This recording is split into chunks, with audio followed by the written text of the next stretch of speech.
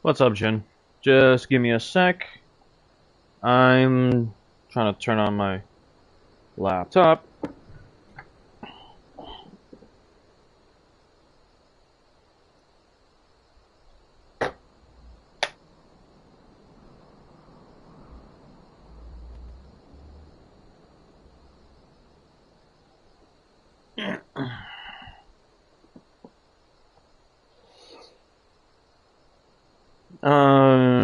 Just trying to turn on stuff. Make sure I have everything.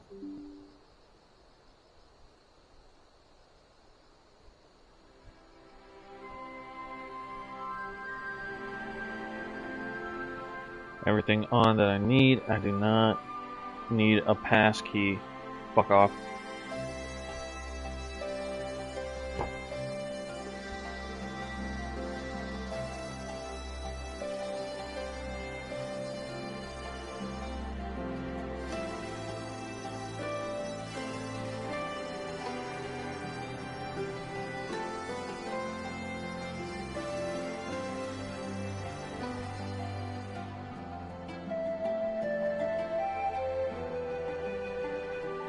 I need to get a new headset. I need to get the right headset for this shit. Can you please open up my browser already? Thank you.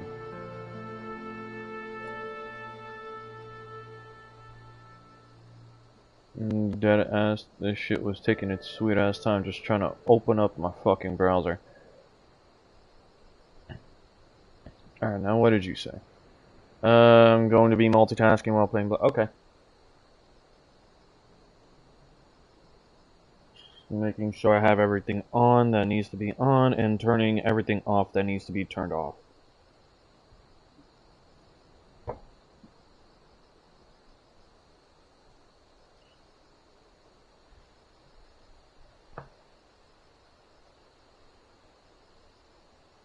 Screw Overwolf? I don't need that on.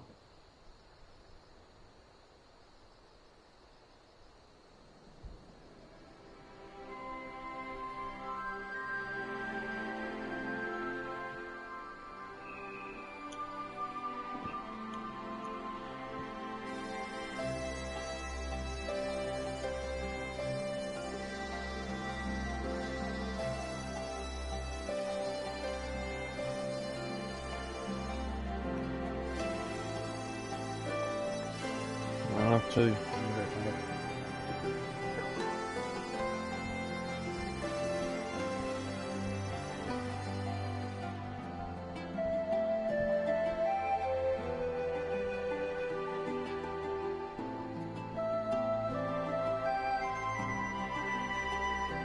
Alright. Okay. Now I'm ready.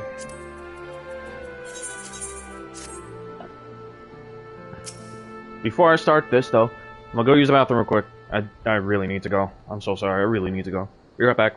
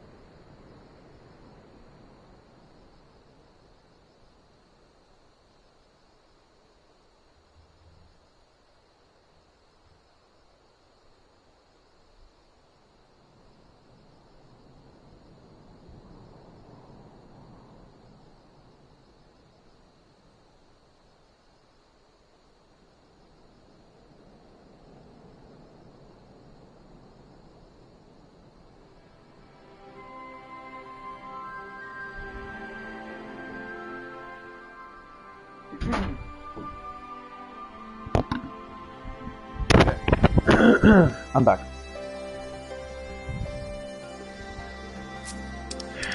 What the hell? Okay. Don't know, don't care. The Butcher's Blood. All jesting aside, we must tell people the good news, and I think Lise should be the first. Seconded. She is bound to be delighted. If I'm no longer needed, then I shall take my leave. Of course, don't let us keep you. Thanks again. And say hello to Vama for me. To Vama for me. Now then, there's to be a meeting of representatives from across Alamigo, so Lisa's sure to be in the city. Shall we seek her out?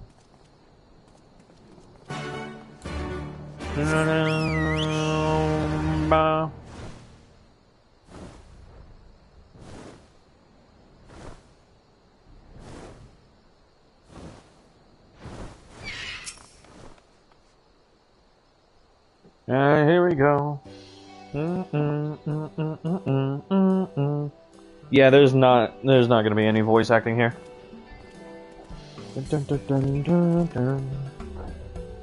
Oh? You three look pleased with yourselves. What have you been up to?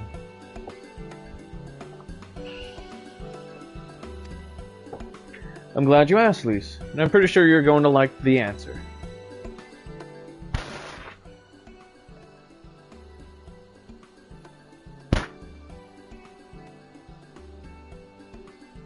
You're joking. The Mad King's Trove? I thought it was just a myth. So did plenty of people, but they didn't have Luxarius, Mary, and Alphino in their party. The credit for finding it should really go to them. Oh wait, no. They didn't have Mary and Alphino. Right. This is following Mary. The credit for finding it should really go to them. As for what to do with it all, I vote that it go towards alleviating the suffering of Alamigo's poor. God, so there's as much as you say. Ehrenvold did not exaggerate, I assure you. We cannot hope to carry even a fraction of it out on our own. I have taken the liberty of sketching out a rough map of the ruins. If you will assemble a squad of your most trusted freedom fighters, they should be able to follow the route to where the treasure lies. Understood. I'll make sure every coin is accounted for, and that goes for the spending of it as well. Thank you. Oh, there is one other thing. When the time comes to drop a plan for distributing the spoils, I would ask that you consult Alphino. I don't have a head for details. I'm not educated. I see that simply handing out sacks of gil won't solve everything, but I couldn't rightly tell you what to do instead. Oh, I know the feeling. I'd welcome any advice you could give us, Alphino. Of course, I shall be at your disposal. Commander, we've got a problem. Deep breaths. Tell me what's happened. A mob's gathered outside headquarters, and they've started making demands. You'd best come and see for yourself. A mob, huh? Oh boy, right. I almost forgot that Alamigo still has some citizenry that have issues with its freedom. Either that or something else. Step back, all of you! Oh, or I think maybe their demand... Oh, voice acting, and it's Monago. I think it's over what to do with, Like hells we will! We know who you've got in there!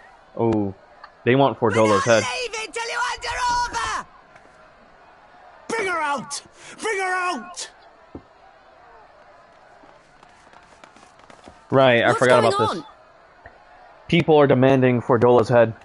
Someone let slip about Fordola. It's true then. The bitch really is in there. I knew it. I bloody knew it. We demand vengeance! Bring her out! Today we butcher the butcher! Oh boy. Butcher the... Come on, you don't mean that! We'd be no better than the Imperials if you'd all just calm down! Calm down! That monster and her thrice damned skulls dragged my man from our home and beat him to death in the street! Oh, jeez. Aye, and my dad! That bitch has spilt enough blood to fill a lock! We all still know here. her crimes. She's a traitor and a murderer. How many of your resistance friends have died at her hands, eh? And here you are, protecting her! So that's what all the fuss is about. Oh boy, the only one who could calm them all down. With probably a glare. Hearken to me, brothers and sisters of Alamigo. If he wanted to. Tell them to piss Hey, the fuck who's off. this? But no. That's the Bull of Alamigo. My friends, you are not alone in your anger, your grief, your despair, for it is mine as well. That gnawing pain in your breast, it is enough to bring an old bull to his knees. But I ask you, brothers and sisters, to think not only of the family and friends who were cut down before your very eyes, but to think also of the ones who were abducted, the ones who may yet live. Where were they taken? What became of them? These questions demand answers. I share your thirst for justice, for vengeance. But we will gain only fleeting satisfaction if we give in to our base appetites. We will never know the truth. Now is the time that we, the people of Alamigo, must decide what manner of nation we will build for ourselves, and for generations yet unborn. When they look to our example, will they see a people who held fast to their principles, or one who cast them aside when tried? I say to you, it is our responsibility to give these prisoners a fair trial, that they might answer to all of Alamigo. The Garleans called us savages, and I'll be damned if we prove them right.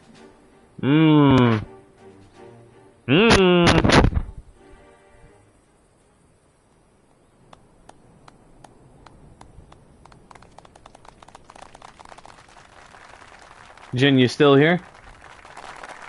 I know you're right, I do. But I can't.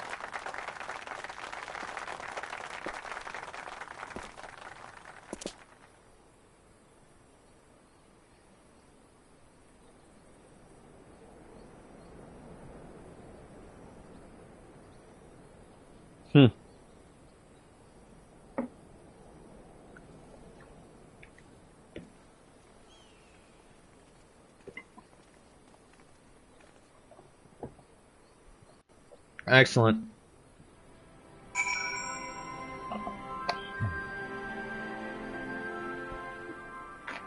This is why I trust, respect, and love his character. Because he knows damn well what he's doing. And he's pretty damn good at it. My thanks, Rabban. Listening to their anger, I could feel myself being swept away. 'Tis a difficult tide to stem. 'Twas that same rage which brought us to our feet and carried us to our victory. But now the war is over. All the unspent fury is being channeled into vengeance.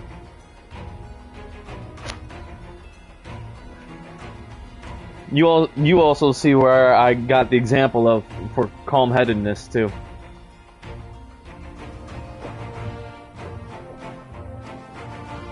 Aye, and it's not just here.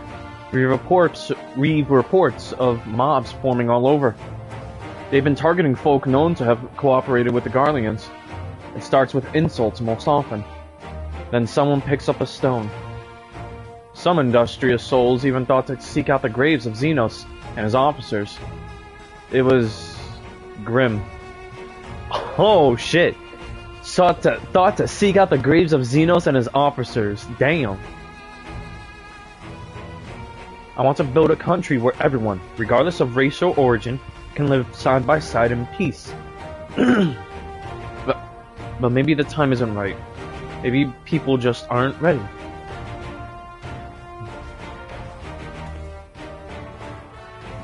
But that doesn't mean I'm not going to try. The representatives will be here soon, and I'll be damned if I'm going to give up before I've even begun. Who are these representatives, exactly? Oh, village elders, refugee leaders, the like. It wouldn't be right for us to dictate the nation's future on our own, so we've planned a summit of sorts. We've even invited the Ananta and the Kikirin to participate. Alamigo stands at a crossroads. And this meeting will decide which path it takes. The matter of Fordola's sentence cannot be suffered to disrupt the proceedings. Then let's execute her and be done with it. She herself asked to be put to death. Nago already explained why we wouldn't do that. Sending her to the gallows might satisfy people right now, but where would it end? Should we round up everyone who collaborated? Everyone who didn't resist? There would be no one left. We'd be no better than Theodoric and Xenos. He's not wrong. Well, she's not wrong. Lisa's not wrong in that regard. Begging your pardon, but might I be allowed to speak with Fordola? Only I caught a glimpse of her past, a moment of it anyway, during the fight. She's done terrible things, aye, unforgivable things, but in some ways, she's a victim of the circumstances in which she was born, and that's something I can understand. Alright, speak with the prison guard when you're ready, and I'll come and join you. I want to talk to her too. I'll return to my other duties, then. We've barely begun to investigate the facility where they gave Fordola her powers. Be fairly warned, friends. She will test you. Don't let your emotions color your judgment when she does.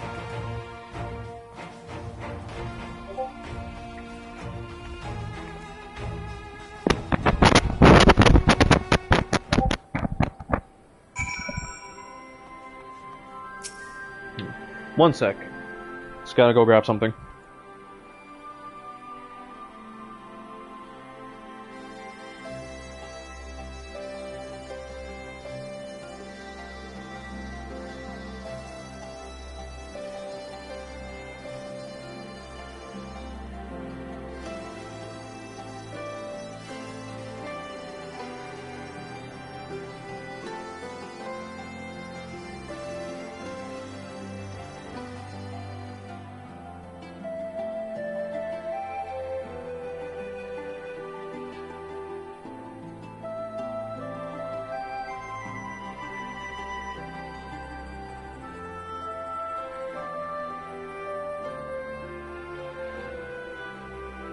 Okay, I'm back.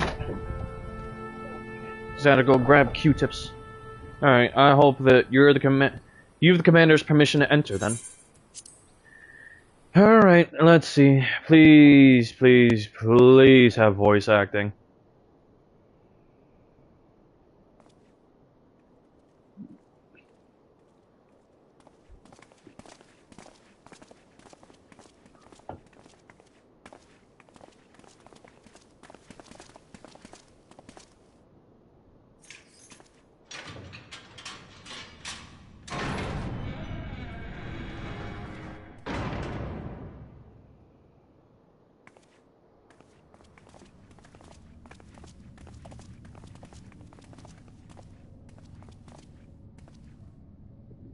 Well, well, well. So many visitors. Come to have a good laugh, have you? Voice acting, I love to hear it. Or do you mean to put me out of my misery? To finish what you started? It's about bloody time.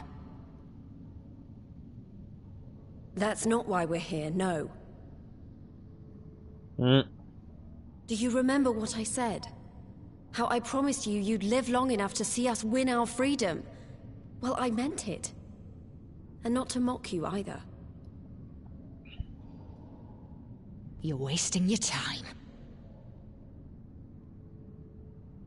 All of this is pointless! There's no reason to keep me alive, and you know it!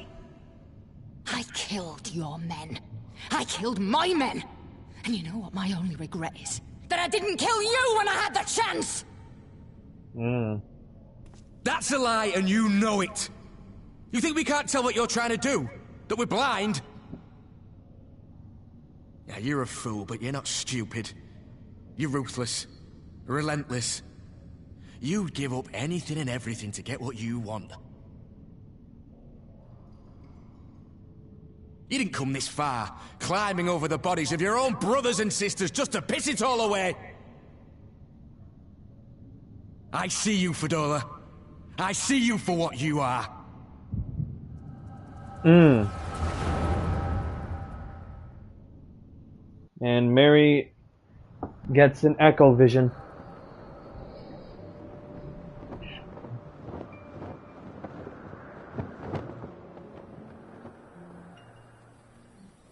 Oh, for Dola when she was younger.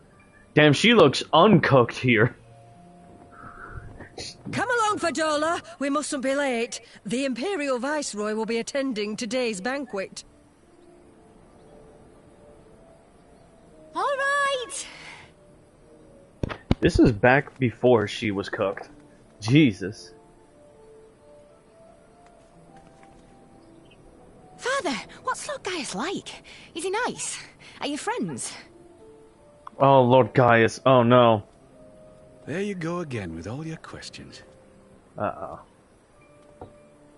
Lord Gaius is a great and honourable man who looks after all of Alamigo. He's very busy, and if we don't hurry, we'll miss our chance to see him. Oh, boy.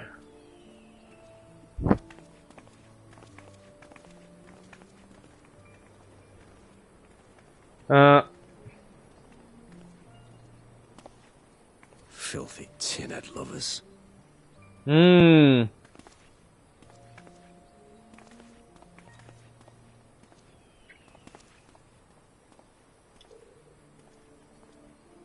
Father, what did that man call us? Filthy tin-head lovers. Uh-oh, shit. The little tin-head lover doesn't know what she is, eh? A traitor, sweetheart.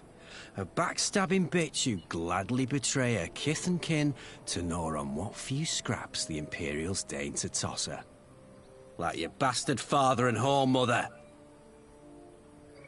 Oh, boy. That's not true! My parents are good people! They've never done anything like that!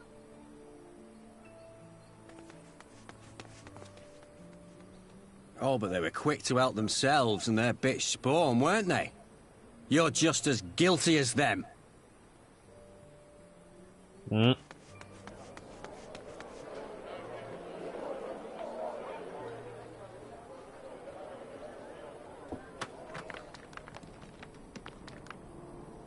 Oh, boy.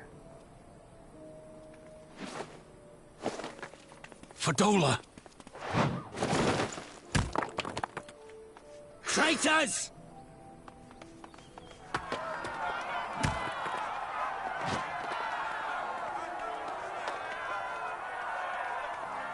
Please, you have to do something. My husband and daughter are in danger. Soldiers of the Imperial Army are under no obligation to intervene in the disputes of Arn. We're citizens. We have rights.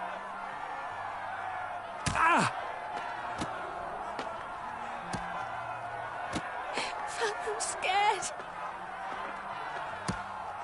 It's all right. It's all right. They don't understand, but they'll see in time. They'll see that this is the only way to survive.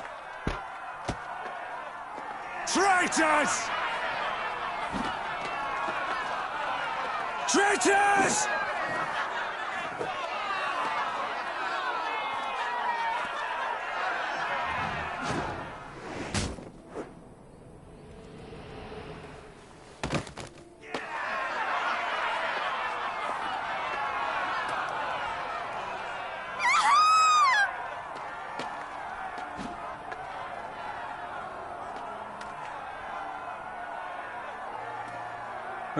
Let the savages have their fun. They'll be more compliant once they've tired themselves out.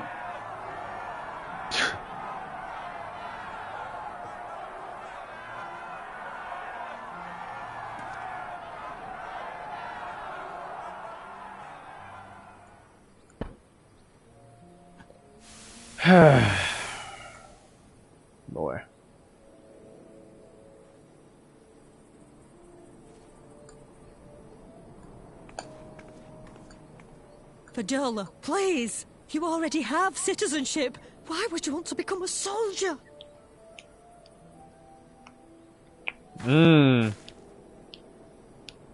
She took on war paint. Gods, what have you done to your face? Forgotten it already, have you? I'm honoring Father's memory. Took on his war paint. By The same telling markings. the world that you know better than a common savage.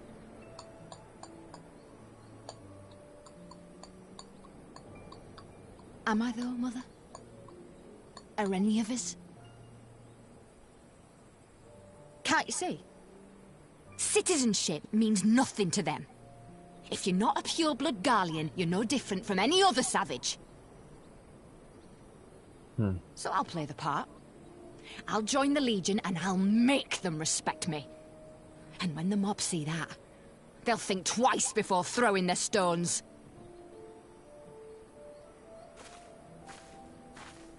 Ansfrid, Rudolph, Emlyn. It's time. It'll be hard. Humiliating. They'll try to break us. Send us crawling back to our own kind. But we won't, no matter what. We'll bleed for them, die for them if we have to. We'll do whatever it takes to be free! This was her way of trying to earn the Alamegans' freedom. Well, her freedom and the others.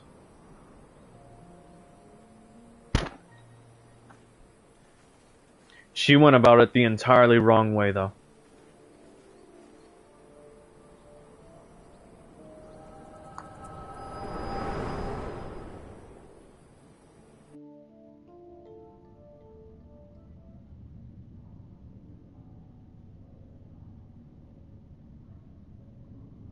So, you mean to play the part one last time, eh? The unrepentant traitor whose death will serve to unite the people? Shut up. You had every chance to kill yourself. Fashion a noose from your clothes. Wait for the guards to leave you alone long enough to slip it all. Oh, but then it would have all been for nothing, wouldn't it? Whatever it takes. That's what you said.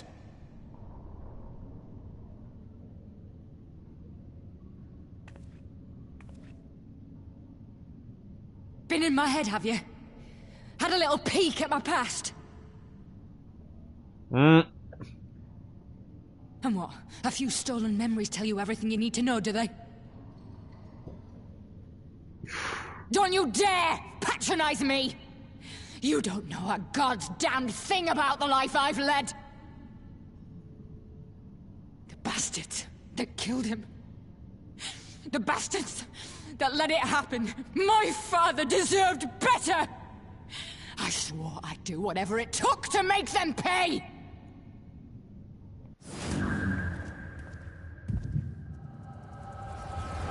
Oh. Now she's having a peek at Mary. At her past. At how it happened.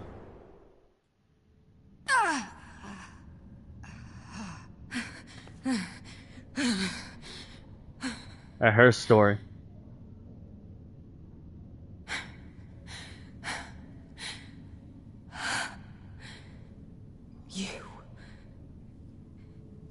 You. All that power. All that pain. It's too much. Too much for anyone. Fordola saw it all. They've done to you. The lies. The betrayal. The endless fighting. Yet there you stand. Unbroken. How? Why?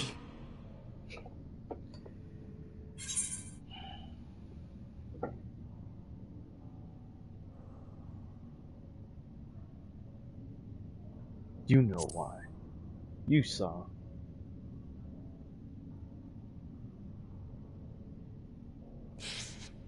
Damn you. Damn you all. The one with the greatest pain in the room You still is have Mary. time, Fordola. Is always Mary. Think about how you want to spend it. All along.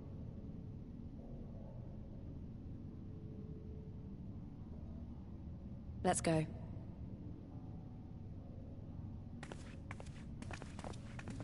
Mm.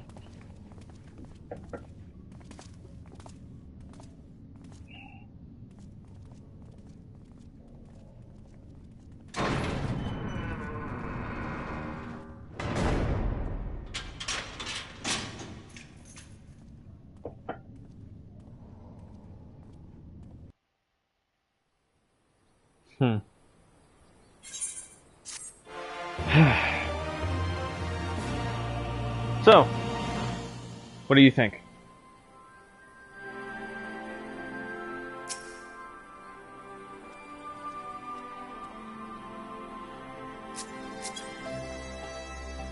Sorry about that. I let my emotions get the better of me. It's just that she and I are of an age, and we're neither of us one thing or another. I can't help but feel like she's my problem to solve.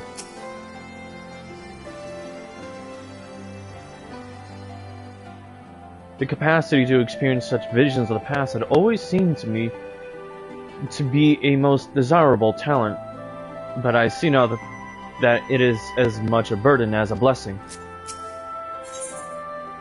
Echoes of an echo. I don't know that we solved anything exactly, but we've given Fordola something to think about at least. Aye, and I found something new to think about too. I don't know about you, Viteris, but the visions only come to me every now and then. From the way Fordola kept wincing though, I get the feeling she's having them almost all the time. That's a lot of bad memories to deal with. I wonder, could there be some fundamental difference between the one who was born with the echo and the one who has been artificially imbued with it? Well, the Immortal Flames have been scouring that research facility ever since the liberation. With a chance they might have some answers for us. General Dean's is there overseeing the investigation. Let's go and pay him a visit, shall we?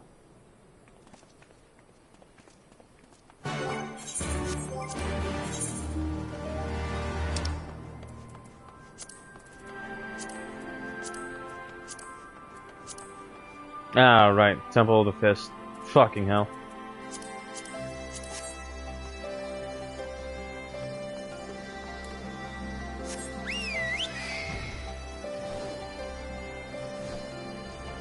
Oh, wow.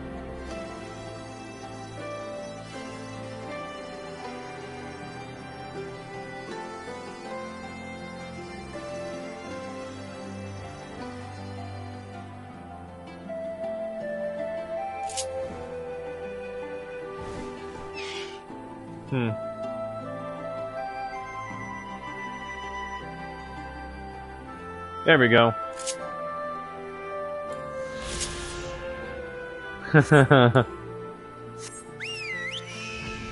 Sorry, had to just deal with that real quick.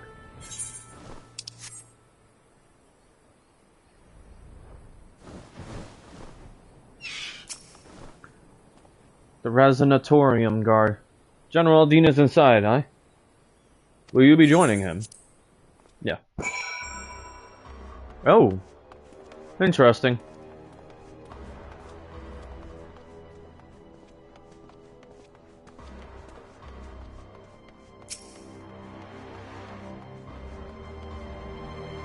So many oh, Jesus Christ.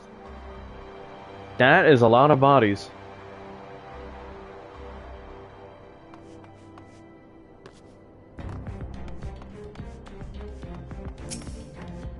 Oh, and it keeps going. Holy shit. They were experimenting on a lot of people. Ugh, they should burn this place to the ground to be done with it. Oh, fucking hell. It's over here on the other side of the chamber as well. Holy shit. And it keeps going. Okay, damn. They experimented on a lot of bodies.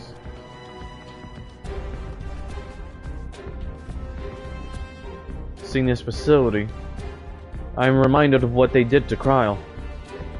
Well, ooh, fucking hell, that is a... Okay, one will be hard-pressed to actually try and count how many bodies are in there. Are in here. Jeez, it just keeps going.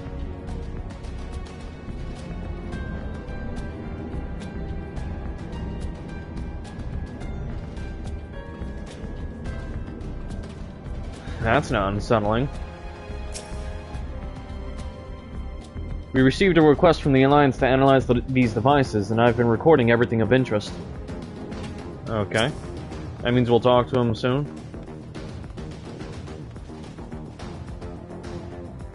Come on, let's talk to Alban. What news? You spoke with Fordola, I take it? Yes, as expected. She didn't say very much, but it wasn't a total waste of time. Ehrenwald noticed something odd about her. He thinks she might be having visions almost constantly, which is not how the Echo normally works. Have you found anything here which might explain why it's so different for her?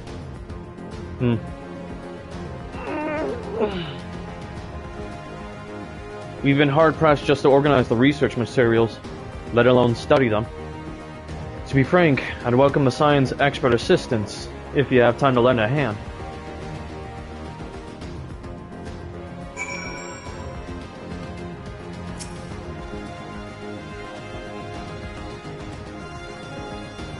So many bodies.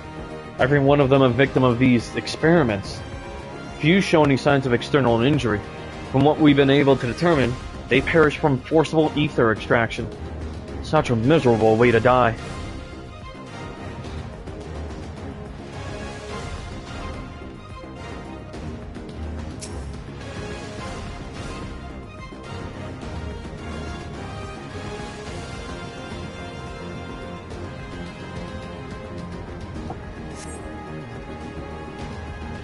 The device in which Kryl was held seems even more ominous now you know its purpose.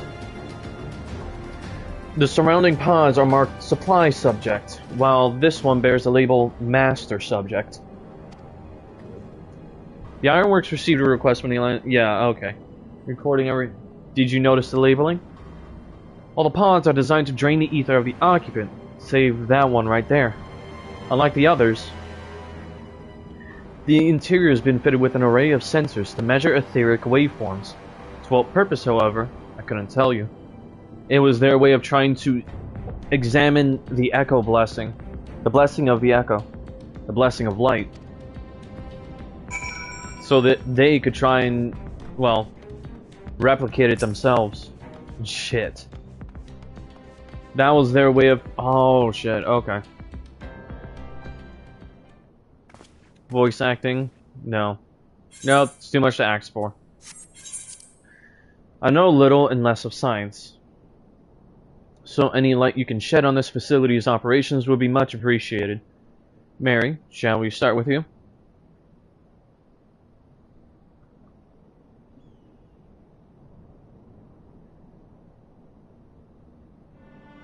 Taken in combination with the testimonies of Kryl and Thancred, I do begin to see exactly what the Imperials were attempting here. The enhancement procedure entailed infusing a single candidate with ether siphoned from a multitude of supply subjects. As for the master subject, in this case, Kryl, the patterns of her etheric activity would provide the model upon which they would artificially engineer the candidate's aura. In other words, they were trying to recreate Kryl's Echo.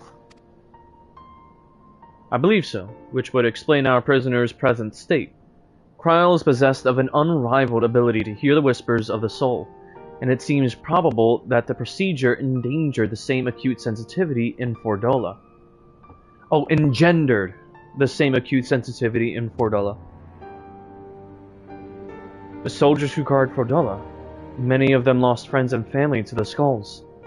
And there's a sentry at her door, night and day. She can't help sensing their thoughts and seeing their past. Ooh. But you don't just see their past, you live it. All the emotions, all the pain. Imagine what it'd do to you. You never be the same again.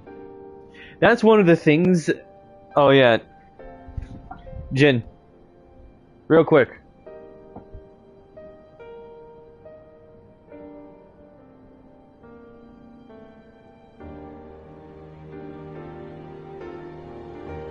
Yeah, an unbridled echo. But now you're understanding more of what the echo is too. Hence why I'm hard pressed to, you know, not be around you fuckers around all the time. Because of, you know, the visions I get, and then, you know, I don't just see them. I feel them.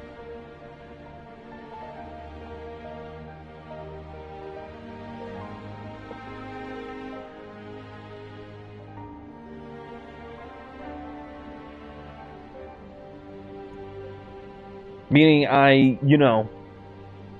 Yeah, that. Yeah, you laughing now, fucker. Ugh. You laughing about it now, you bitch, but yeah. For you, you're lucky. You only see it. You don't feel it.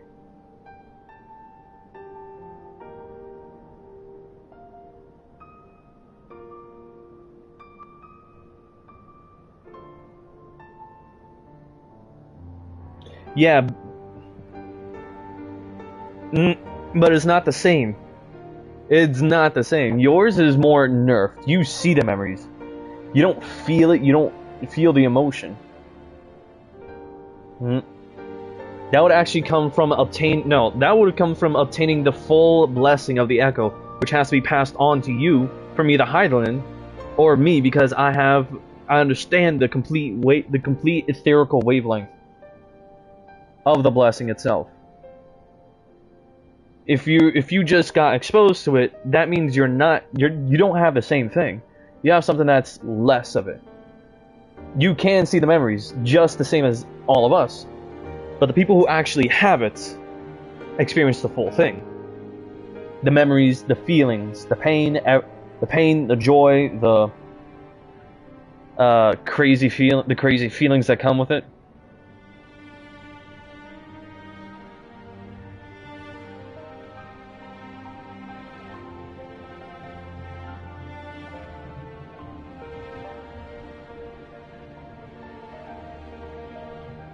Done what yet as a punishment?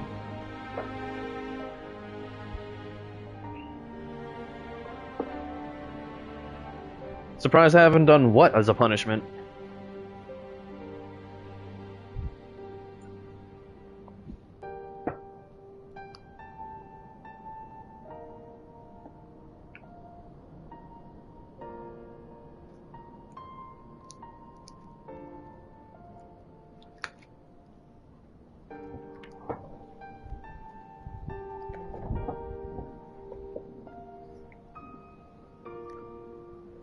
Because that shit's not fun. That shit's never fun. Why willingly give you something you're not ready for?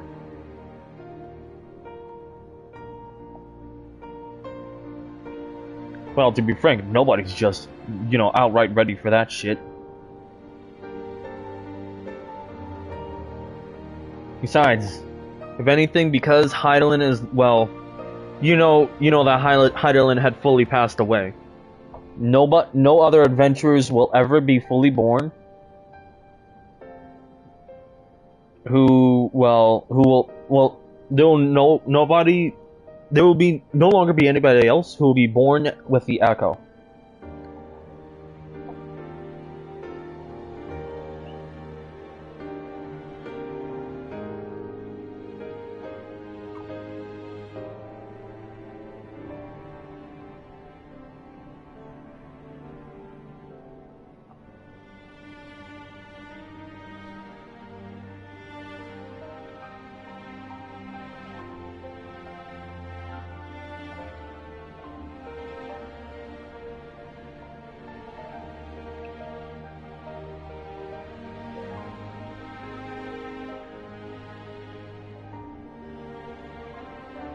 Well, unless I decide to pass it on to my own children. But no, we'll not be doing that.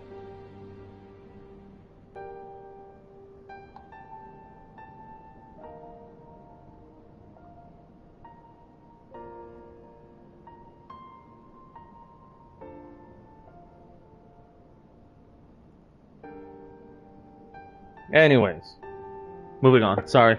Looking at something real quick. Indeed, as you may recall, Yazael was completely transformed by a single glimpse of Hraesvelgur's past.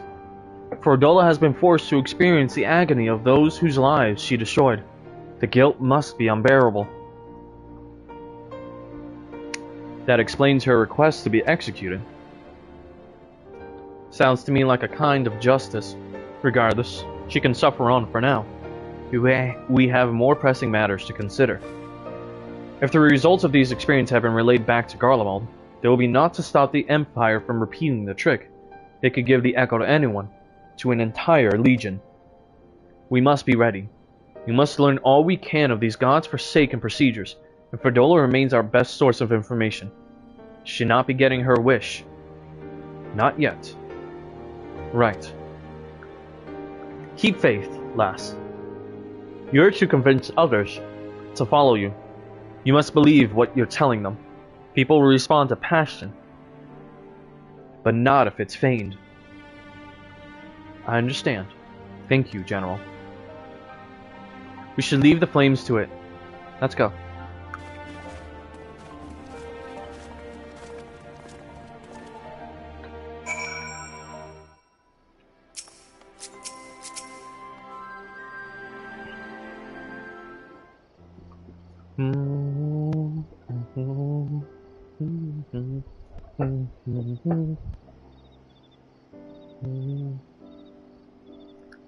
I go looking for answers about the Echo, and end up getting schooled by Rauban. Yet more evidence I don't know what I'm doing. It's no wonder people listen to him and not me. General Andine is a veteran of countless campaigns, at least. You cannot compare yourself to a commander of his experience. I know, but I also know that I couldn't have convinced that mob to give up and go home. It makes me realize how much we rely on his authority, and how much I still have to learn. I wonder what he'll do when everything here is settled. I mean, it's his homeland. After going to the trouble of winning it back, might he not want to stay? 'Tis a quandary which countless refugees now face, to continue the life they built in Ul'dah, or start again in the land of their birth. Huh. Oh, Pippin. Luxarius. No, not Luxarius. Mary, a moment. Hey. Rauban's son. I am newly returned from Ul'dah with a message from the Sultana. Her Grace desires an audience with you. She understands that you have responsibilities here, but asks that you visit the palace at your earliest convenience. Well, I must away and attend to other business. Until next time, my friends.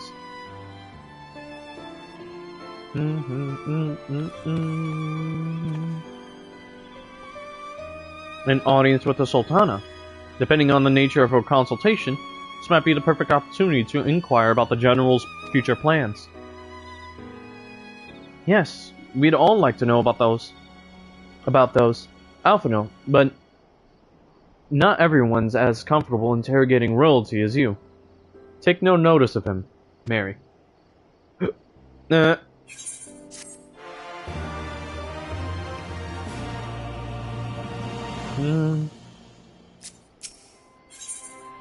Sultana's strings. Well, the question of how to put the Mad King's treasures to good use shows no sign of answering itself. Shall we head about it, Ehrenwald? I am at your beck and call. And I should be getting back to my own tasks. I'll organize a squad to head down into the ruins, and then start preparing for the big meeting. Oh, and send Nanamo my regards. Mary? And ours too, if you please. We shall see you on your return.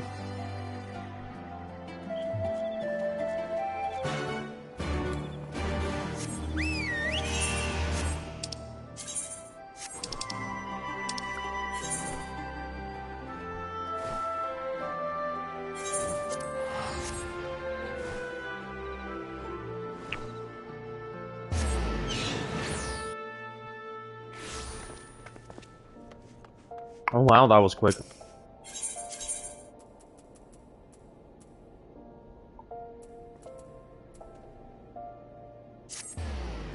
The Chamber of Rule. Steps of Foul.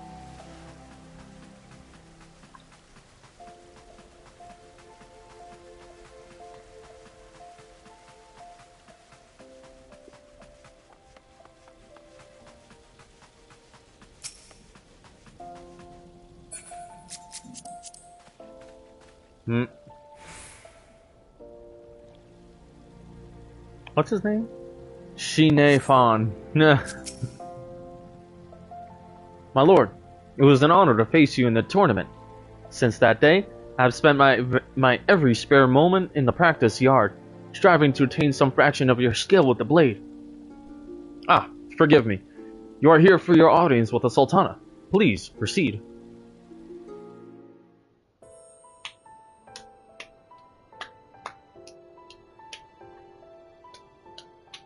I thank you for answering my summons in these most interesting times. You have been busy. Nanamo! She's adorable. The liberation of Alamigo will have far-reaching consequences, and there is a matter upon which I would seek your counsel.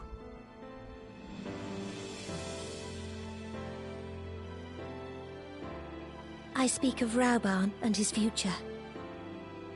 Ah, the same reason we came here, actually. All know the tale of his rise from penniless refugee to member of the Syndicate and General of the Immortal Flames. Yet though he has come to call Ul'dah home, it will never be his homeland. He is a son of Alamigo. Oh yeah, I forgot to mention. He did become a member of the Syndicate. That's the funny part.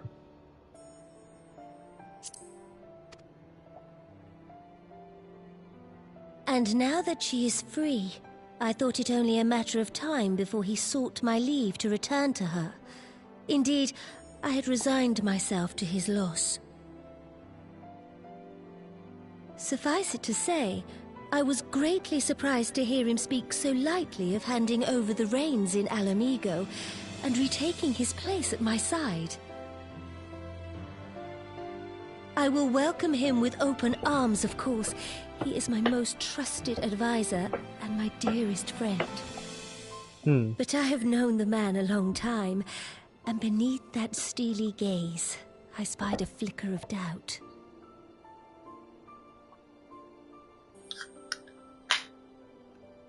Whether Rauban chooses to remain in Ul'dah or return to Alamigo, I only wish that he do so with a heart unburdened by guilt or regret. Yet, how can he freely make such a choice, knowing how much I depend on him? It is past time that I learned to discharge my duties as a Sultana alone. I must go forth and see my realm with my own eyes, and hear the wind with my own ears.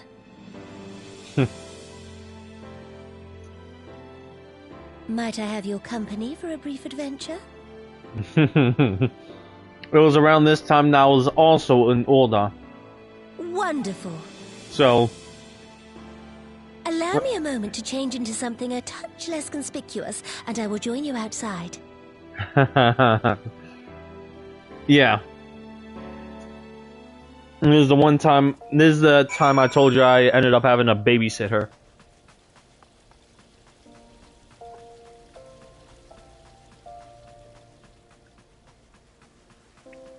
And I did so alongside Mary.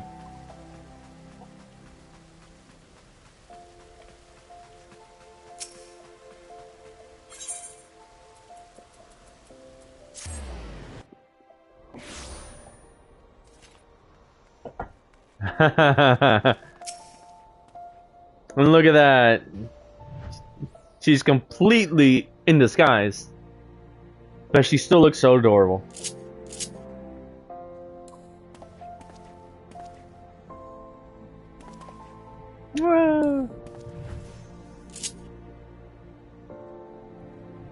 What do you think of Lilira, the merchant's daughter?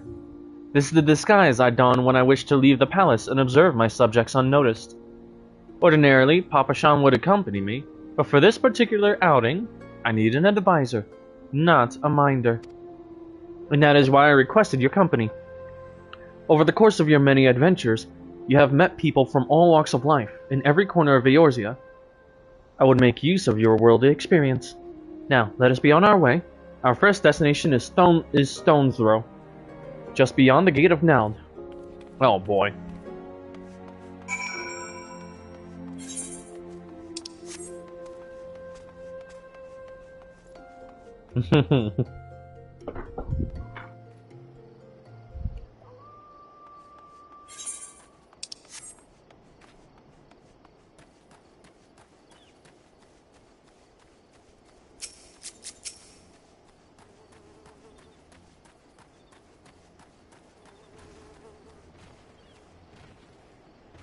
And this is Stone's Throw, quite literal refugee camp.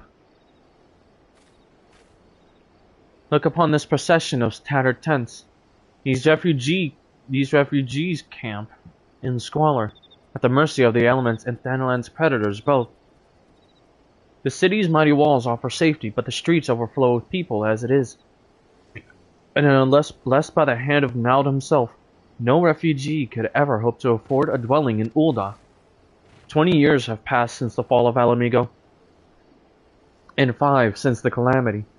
Yet the plight of the poor has grown more desperate, not less. As Sultana, the blame falls upon me.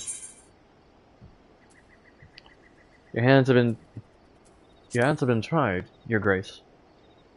Yes, my authority is limited. That is an obstacle I must work to overcome. Shall we press on? I would follow the road to the unholy air.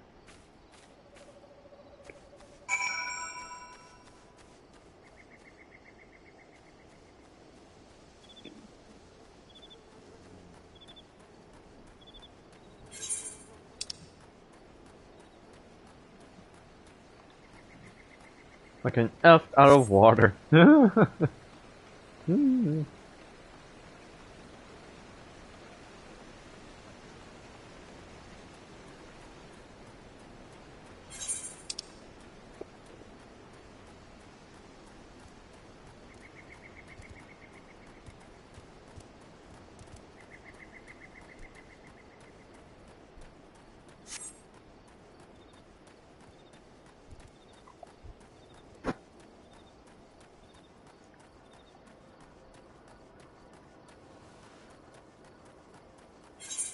I'm choosing to walk through these lands just so you could see, you know, Ul'dah for what it is.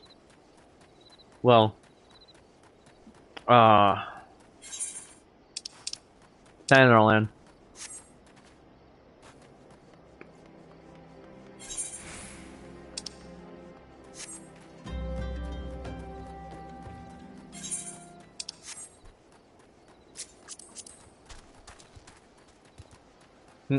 Silver Murasaki. Well, it's currently the nighttime, and yeah. Would you even call these pretty?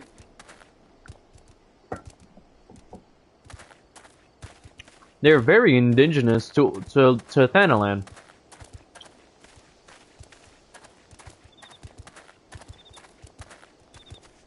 You even got something called a sunbat. Look at it.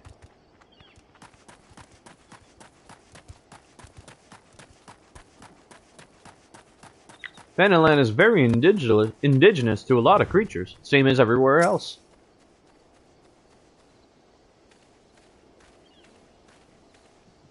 Fuck that. It was here, in these holy, unremarkable place, that my mother and father met their doom. Oh, I was but a child at the time. Our parents were returning from an inspection of our interests in eastern Thanalan when an untimely rock slide crushed their carriage. To this day, it is not certain if the incident was simple misfortune or an expertly planned assassination. Raban once offered to reopen the investigation and bring me the truth he assumed I must surely crave. But I refused. Even if my parents' deaths were orchestrated by the monitorists, we could only have brought their hirelings to justice. The true villains, those who plotted to put me on the throne as a biddable puppet were ever beyond our reach. Thus did I plan to strip the merchants of their power and place our nation in the hands of its citizens, quite unaware of the consequences my actions would have for you and yours. I shudder to think how many goodly souls paid the price of my naivety. But I am no longer a child reciting words with witless obedience, and I will not be used as a pawn in a monetarist's damnable games. Forgive me my outburst. You are one of the few people to whom I feel I can speak my mind. Come, let us return to Ul'dah and visit the Colosseum.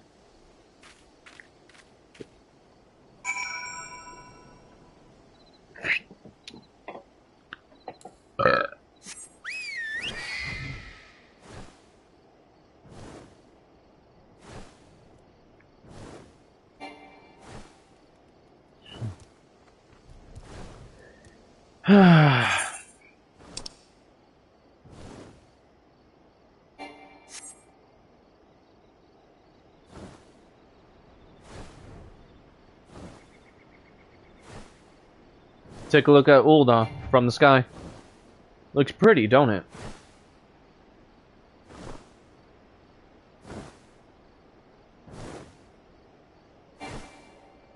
Yes, yes, I know.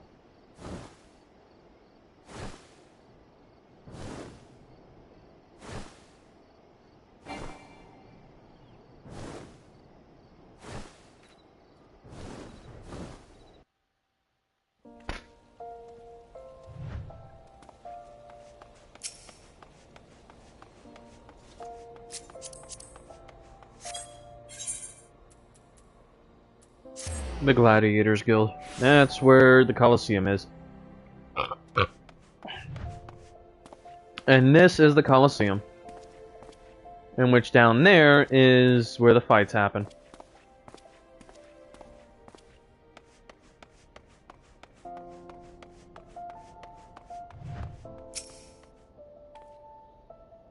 From the moment I became Sultana, I found myself thrust into an endless parade of documents, signing, and ceremonies. For years, I simply signed where I was told to sign, and sat where I was told to sit, blissfully oblivious to what any of it meant. Yet one good thing did come from that ignominious chapter in my life, for it was during an official visit to the Colosseum that I first met Raubahn. The match I had been invited to attend was not at all what I expected. They had pitted the Bull of Alamigo against some dozen or so rival gladiators. Blinkered though I was not stand for so obvious an injustice, and demanded to see a fair fight, one man against another, and my royal wish was duly granted. It was not until later that I learned of the gambling ring which had arranged for Raubahn to die on the sands that day.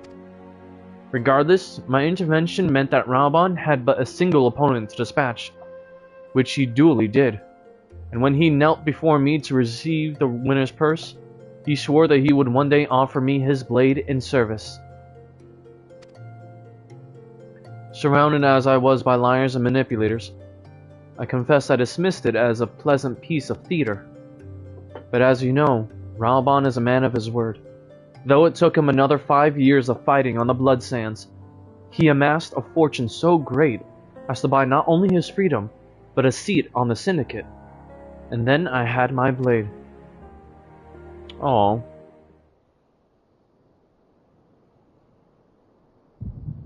Oh. Oh boy. Oh boy. And Mary's going through it again. And while she goes through it, I'm sitting here having to,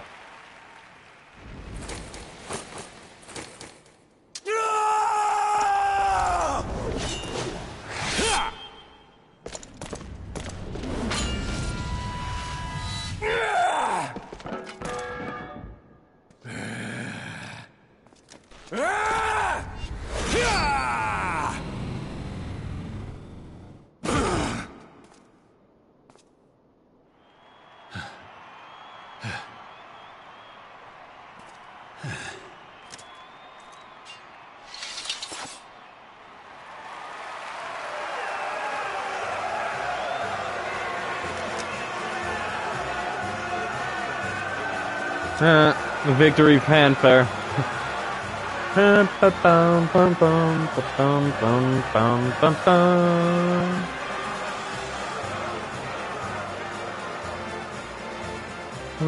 Your Grace, you mustn't! The danger is too great! Please, Your Grace, come back! I beg of you! She didn't care. It seems you're the one who needs looking after, Master Sham. Rabon! Your Grace. Keep the promise made. So you have, and in turn, so too shall I keep mine.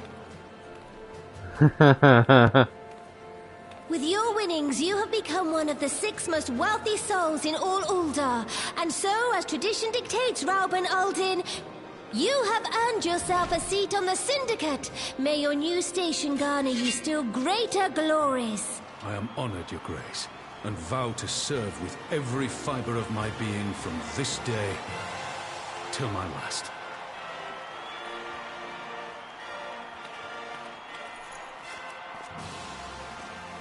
Long live the Sultana, and long live Uldar!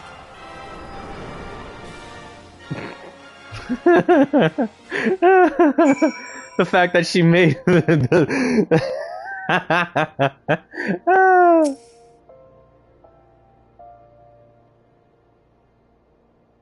You saw all that, right?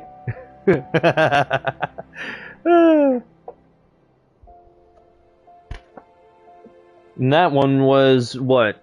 I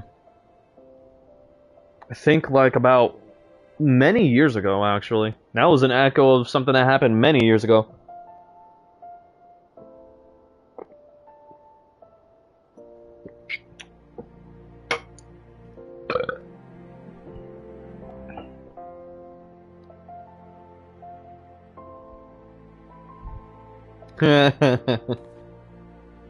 Words cannot well express what that man means to me. There are others who care deeply for my well-being, of course. Papa Sean's love for me is that of a grandsire for his grandchild. But upon matters of governance, I cannot turn to bodyguards and maidservants for counsel. Rabon, with the authority of his syndicate position, was the first sword I could wield. His was the only edge which could cut the strings that bound me.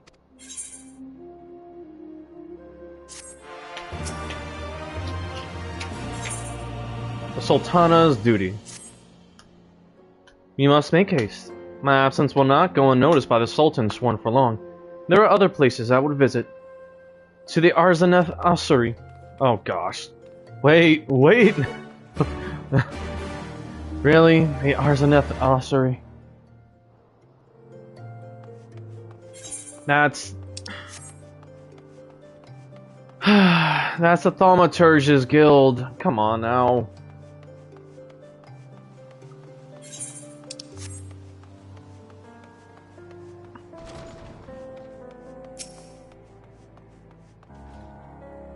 Oh, jeez. There won't be any voice acting here.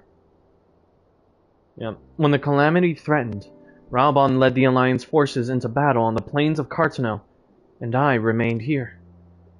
I prayed with all my heart that Archon Louisoix would have the power to rouse the 12. Since that day, I have made a custom of visiting this shrine during each of my little excursions.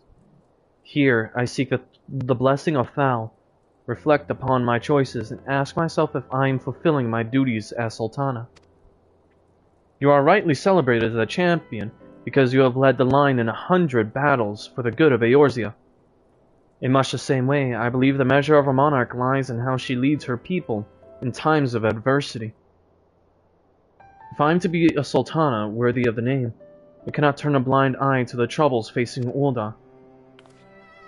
I have chosen my path, Mary, Lixarius. With Alamigo now freed from imperial chains, I finally see a way to aid the refugees.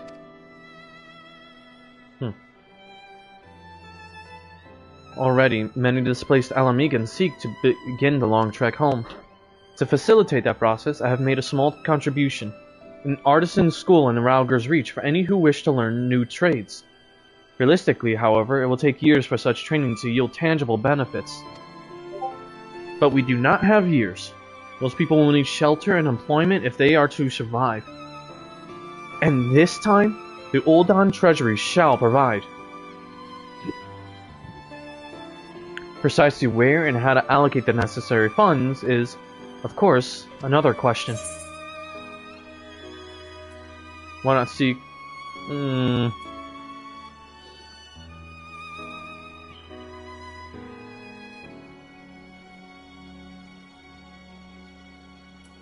Why not seek the advice of one who employs refugees? A wise suggestion. Mayhap a visit to the Gold Saucer is in order. Its proprietor is a member of the syndicate, and he is one of the few who pay refugees a fair wage. I wonder, are you acquainted with Godbert Manderville? God damn it. Here we go. Oh boy. Then I need not explain his eccentric nature. Let us make our way to the landing, and I will see that word is sent to the Gold Saucer. Godbert should be too glad to receive us. Oh boy. Oh boy. Hey Jin, you ready? Are you here to see this? Because you're about to see Godbert. Oh no. Oh no.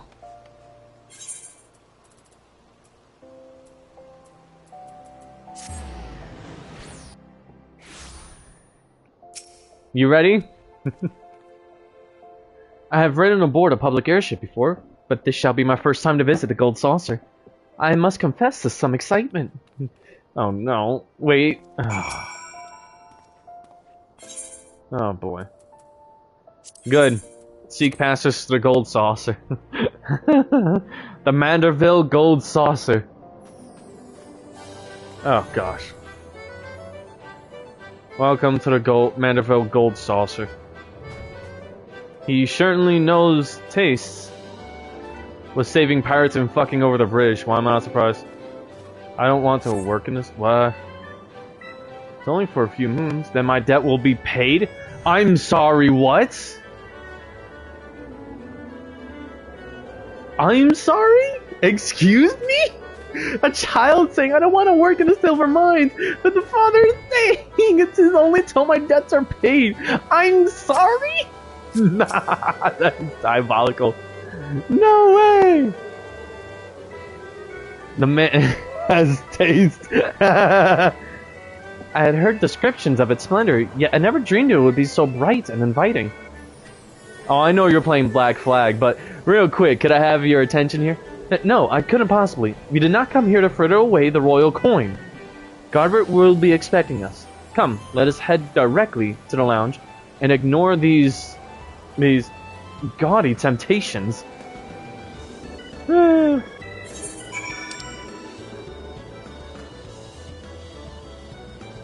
Gosh, where am I supposed to be going? Oh no, not leap of faith. Nope, absolutely not. Alright. Chamber over. Alright, bet.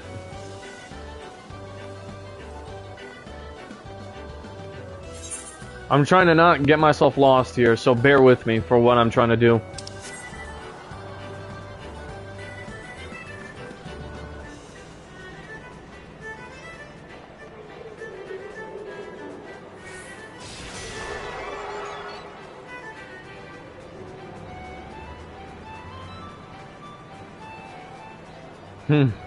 About hit the I don't think she's one for gambling, if I remember correctly. I think the one she mostly likes is some of the more visually appealing attractions.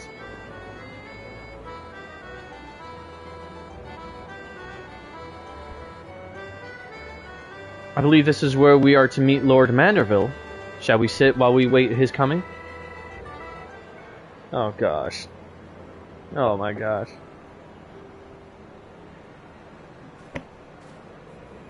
Oh look! Finally! My apologies, Your Grace.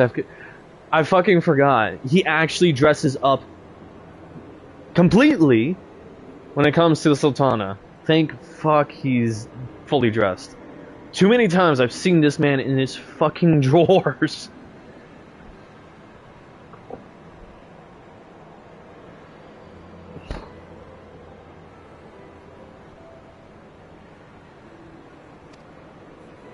No apologies are necessary, Godbert.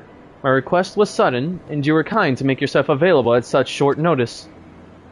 When the intrepid Mary Muffin, Luxuriasander, and the Sultana herself come calling, there is no more important engagement. The drawers of Suplex shut the hell up.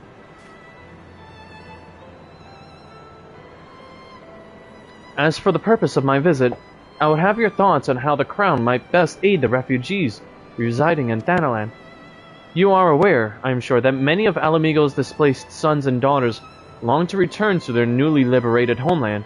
You are also aware of how they will suffer without shelter and work to sustain them. I would use our nation's wealth to spare them that suffering. What advice have you for me on the matter of how it might best be distributed? I think I remember this well, and I believe he disagreed. The unusual circumstances of our meeting and your gracious choice of companion would suggest to me a desire for an honest and unvarnished opinion. I shall give you one. My advice to you is, stop. Taxing Uldah's wealth to save Alamigan refugees is a terrible, terrible idea. And I actually, I understood the sound logic of this. You oppose my proposition. Most emphatically, I agree with your grace that the refugees must have housing and employment. But what profit is there for Uldah in this arrangement? Profit? After all you have done for Girabania's displaced, I thought you the very last person to seek to benefit from their misfortune. Forgive me, your grace, but you appear to be laboring under a misapprehension.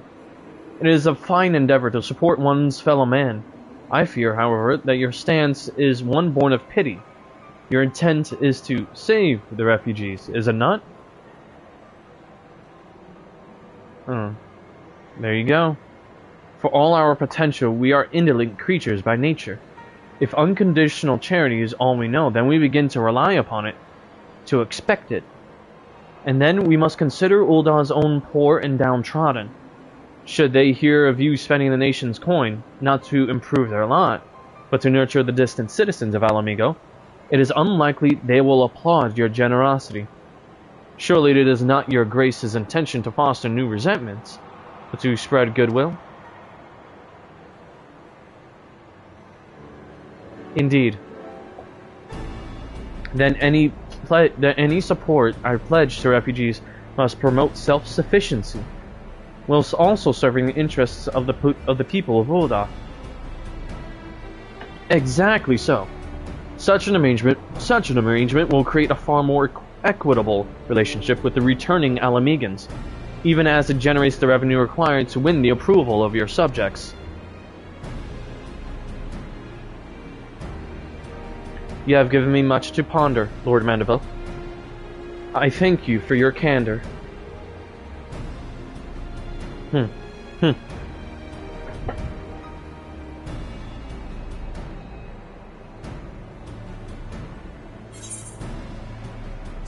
Well, there you go. And there you have it.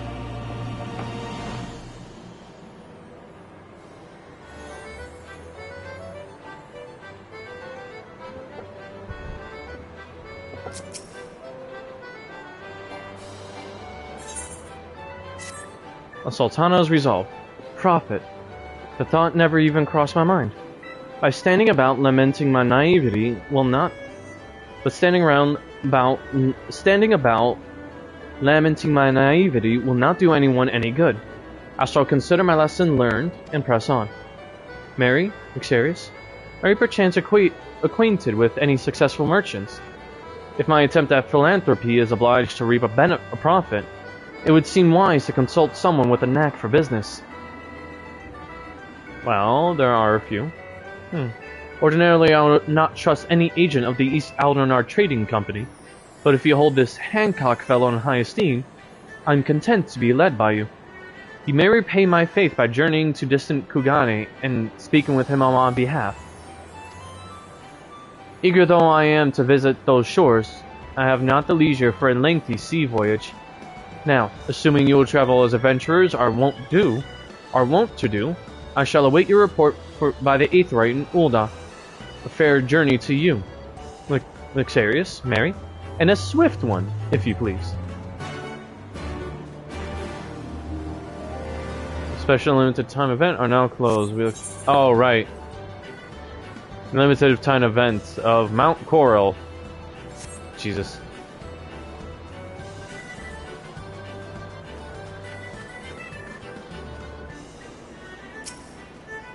Oh gosh.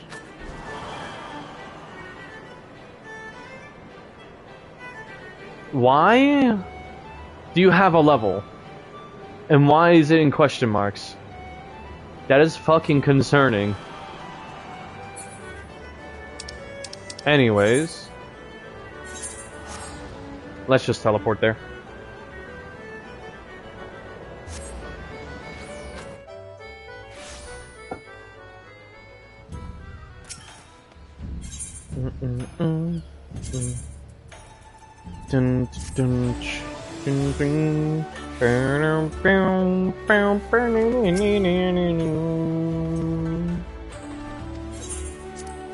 Enter the Ruby Bazaar.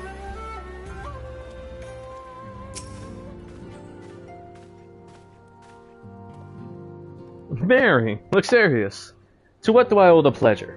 Or are you here on business? I beg your pardon. Her Grace the Sultana would have my opinion on how best to invest the wealth of Ul'dah? My dear Mary, my dear Lixarius, I have you to thank for this recognition, I am sure. And I am flattered that you came to me, truly flattered. But why settle for a lowly apprentice when you can have the master? Upon matters of profit, there is no living soul better qualified to advise Her Grace than Chairman Lolarito, a man whose morning exertions are said to fill his garderobe with gold. I should be happy to arrange a meeting for you, say at the Scion's former headquarters in Thanalan. The Waking Sands would seem a suitably neutral venue for negotiations, don't you think? Fare you well, Mary, Lixarius. May your dealings prove fruitful. Right. I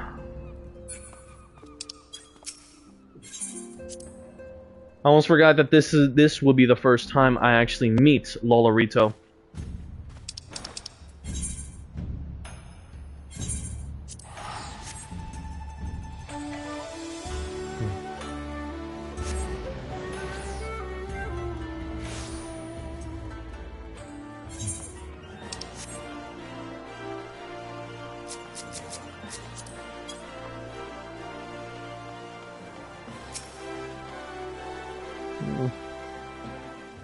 I don't know why, it's crazy.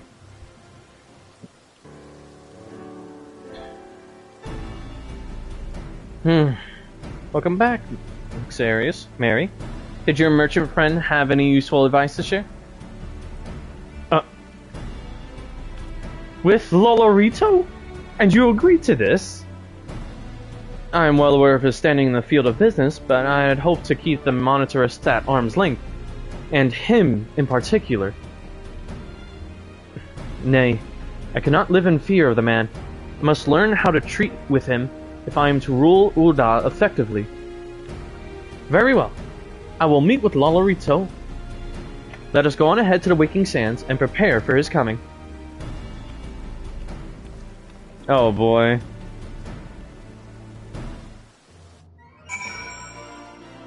Oh, and here we are, right.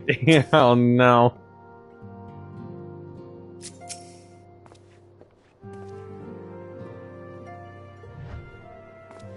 Oh yeah, I forgot that the Waking Sands still has people watching over it. I knew you proved them accusations wrong, so I just hunkered down until the storm had passed. No sense in wasting energy on battles you've got no need to fight in. Oh yeah, one of the other Scions. So this is where the Scions first congregated. I've heard many tales, but never had occasion to visit. To work, then. The hour of the meeting draws near, and I will gather my thoughts. Pray, see to it that we have the appointed room to ourselves.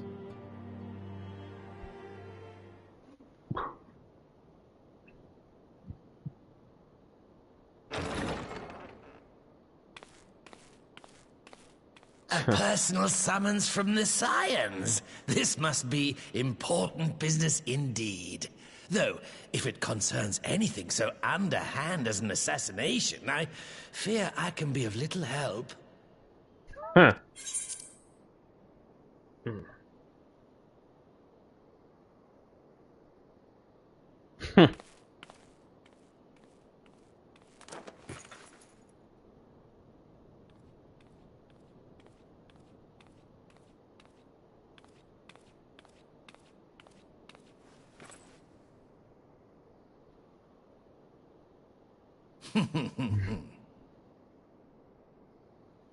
You have made your point.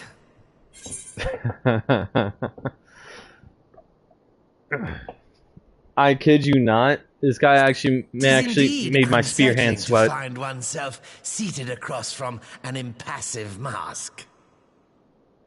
Huh. And this would be my first time seeing his face, too. There, would this better please your grace? Or should I address you as Lady Lilira? Hmm? And of course, Lolorito knows about her, her fake name that she would use.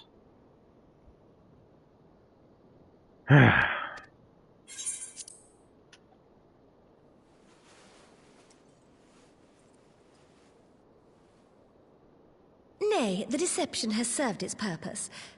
I'm glad to see you found amusement in my little jest, Lord Lolorito, but shall we proceed to the business at hand? By all means. I must say, I'm most eager to hear your proposal. Simply put, I would aid the refugees camped in Thanalan in their efforts to return to Alamigo. The reparations you paid in the wake of your earlier misdemeanors will be used to fund the endeavor, together with the fortune seized from the late Teleji Adeleji's estate. But this plan is not intended to benefit the displaced alone. I would make of this an investment which shall enrich Uldar and Alamigo both. And who better to consult on matters of profit than the wealthiest man in all of Thanalan? I beseech you then, Lord Lolorito, share with us your mercantile wisdom. Ah, 'twould seem your grace has matured beyond acts of earnest yet misplaced charity. Pray tell me more. I'm being so serious, you cannot. The moment he disappears, practically half of Ul'dah collapses. I'm so serious. Half of Ul'dah literally collapses in his absence.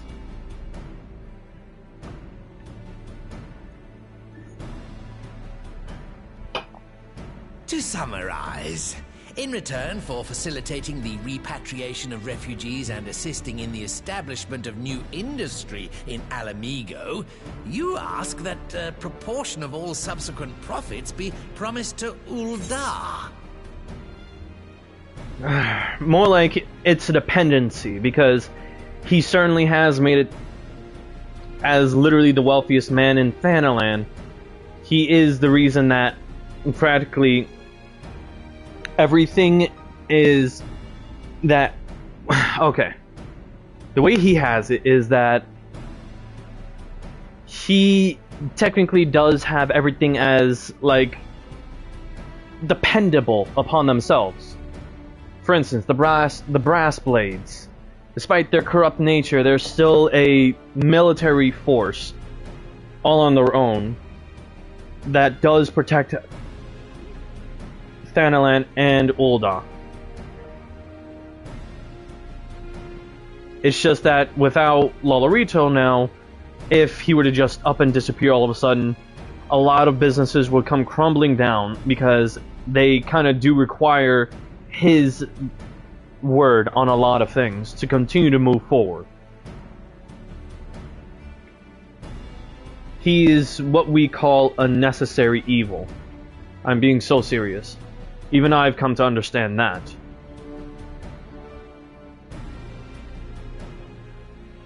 Yeah, I guess you could say that. Basically a domino trap. But like I said, even I've come to understand he's a necessary evil. Ha! I am impressed, Your Grace. 'Tis an elegant solution, albeit one lacking certain crucial details, specifically which industry and where.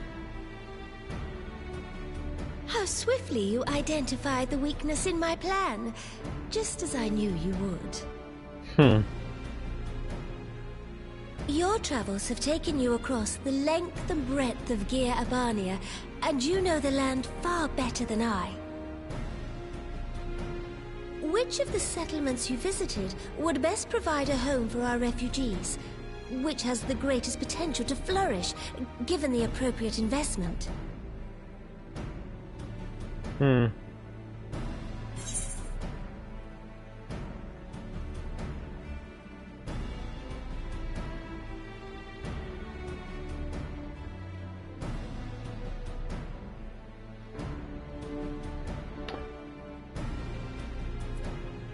The Saltery.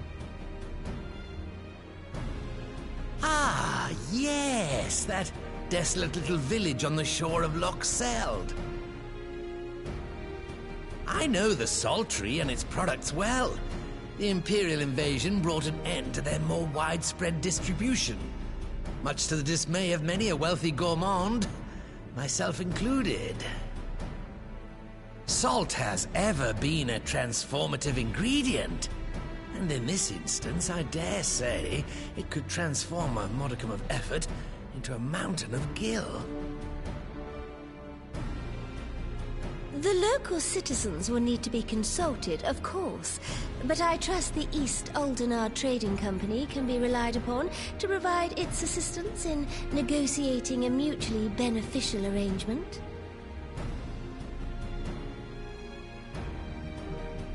Naturally, Your Grace. I shall dispatch representatives well-versed in the extraction of this white gold and wring every last ons of profit from its production. The Loch's bounty will contribute to Alamigo's enrichment, whilst easing the burden on the bull's aching shoulders. Just as Your Grace desired. He knew. And of course he knew. A deal is struck then. Ah, boy. And that, like I said, a necessary evil. One of the least likable ones, but necessary nonetheless. I feel it will be many years before I feel comfortable taking part in such negotiations. But I shall not complain. We have piqued Lolorito's interest and secured his invaluable expertise. Thank you, Luxarius, Mary. I could not have done it without you. Securing the Saltery. Our course is decided. I shall return to the palace and have my ministers begin work on implementing the particulars of the plan.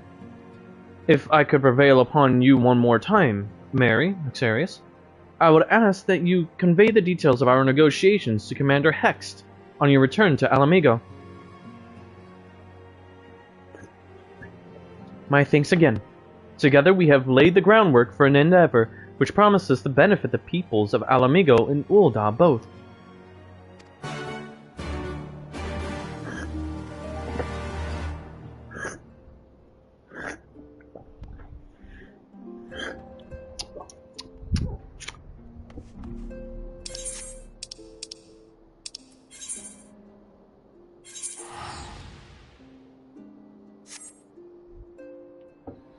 So you can imagine that I'm also now part of this, and the fact that, well, most of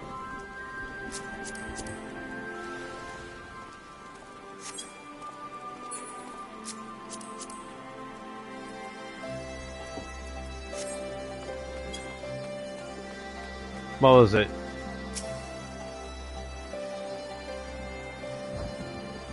Yeah, practically Mary dragged me along. Saying that this was one of the best ways to learn the most about, well, Eorzea as a whole, including more so about, you know, Ul'dah. It practically worked to my benefit because I did get a better understanding of everything about Ul'dah mercantile trade. Welcome back, Mary. And you brought Lexarius along. How's your audience with the Sultana?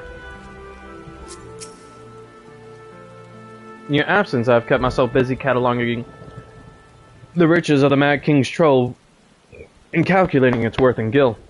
I have some way to go, but the figure is already quite staggering. Oh, hey, Whiskar. Oh, greetings, Mary, Lexarius. I'm actually in the middle of reporting to the commander here, so...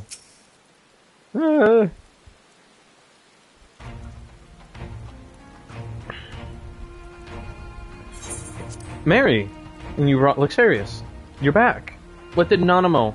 Oh, sorry. Are you allowed to talk about your audience with the Sultana? So, Raban says he's going to return to Ul'dah, but she isn't sure he wants to. Tell us something we don't know. But I'm pleased to hear she's committed to helping our refugees come home. And this plan to revitalize the Saltery does make a lot of sense. Quite how you convinced her to seek Lolorito's help is another question.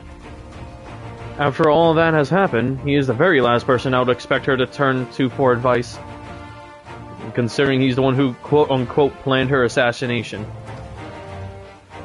But on a more practical note, Lys, assuming the interim government elects to accept Ul'dah's proposal, I have one caveat I should like you to include in the bargain. Alamigo must be permitted to cover a portion of the investment. We have a fortune at our disposal, after all, and allowing Ul'dah to provide the entirety of the capital will afford Lolorito too much control. Honestly, Alphonse, it's like Kugane never happened. What exactly does a ruthless profiteer have to do to earn your trust? But yes, you do make a good point. First things first, though. We need to discuss this proposal with the Saltery's residents. Whiskar, how do you fancy explaining the Sultana's plan to your grandfather? I'd like to hear what Watt thinks of the idea before agreeing to anything. Right away, Commander. Would you mind coming along, Mary, Lexarius? I might need you to fill in the details. Then I shall come as well. Should Watt wish to discuss figures, my knowledge of the nation's finances may prove useful.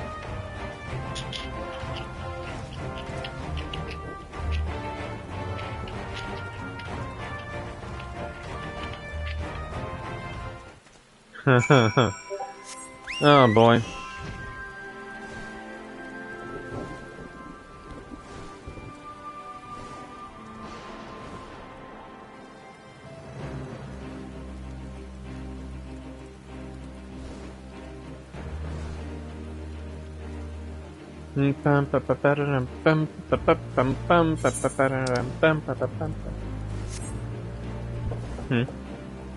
What's she calling me now? Hello. No, sorry.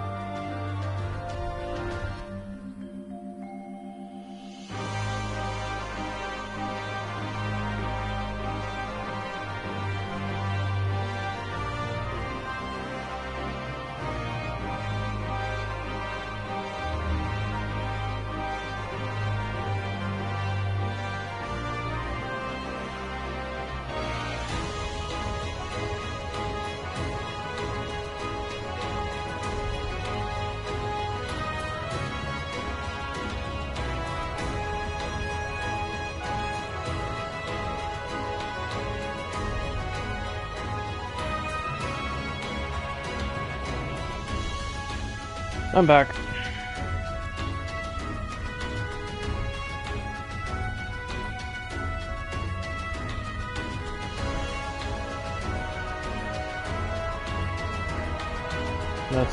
Let's just we're here for this. What manner of mischief brings you youngins to Old Wat this time, eh? You want to rebuild the Saltery, Granddad? Serious. Mary, tell him about the deal. Oh, pardon me. You've never had the corn or the hay? Put the place back to how it was. But it sounds like it's about to change. That's about to change. There's just one small wrinkle in your plan. Doesn't account for all the nasties queuing up to eat anyone who goes near the shore. The king used to send soldiers to cull the buggers, but the Imperials weren't about to help the likes of us. Don't worry, Granddad. We'll take care of all that. Commander Hext has been talking about starting up regular patrols, and I'm sure she'd assign me to the lot if I asked. I'd appreciate that, Riskar, my lad. Truly I would. So does this mean you've gotten better with that blade of yours? I've been training, aye, but mostly to kill Imperials. You've some experience hunting monsters, don't you, Mary? Xeris? Think you could cast an eye over a few of the local beasties and teach me how to deal with them? Let's not waste any time then. I'll see you by the lock. Whilst you are busy attending to the local fauna, I shall have Master Watt explain to me exactly what is required to restore the Saltery to its former glory. Good hunting. Well, first was the bathroom, then I was talking to my woman on the phone with. Right then, Arius, Mary, I've got a spyglass here. You can use to take a closer look at those pests. Once you've got their measure, you can tell me what to do, and we'll see how well I get on.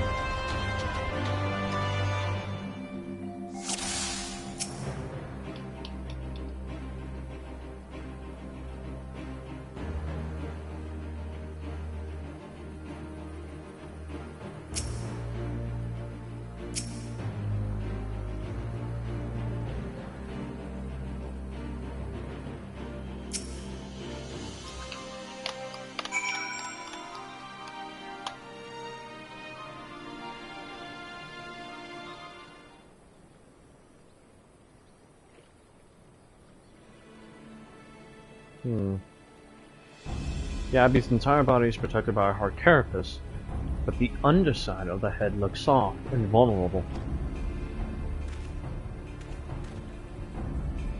Looks like you found a Yabby.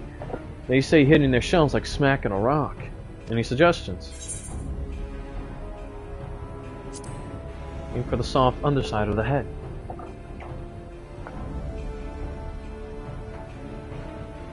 Vulnerable under the head, are they?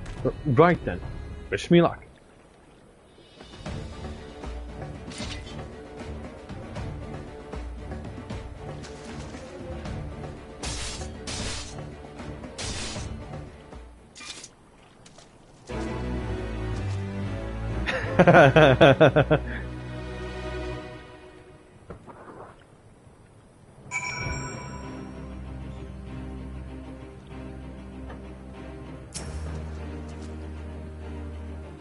Thanks, Mary. Look serious.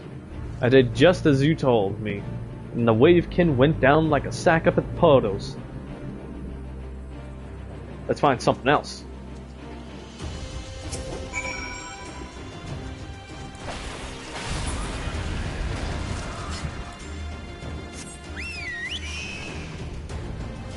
Oh, whoa.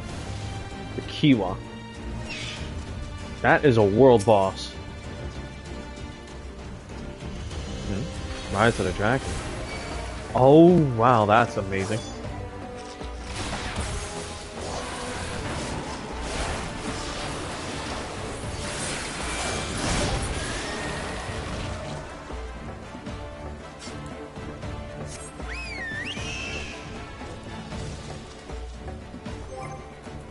Wait, what is that? I forgot about that. Or I haven't seen that yet. Oh yeah. It's basically a double entendre. Whoops. I'm too far ahead.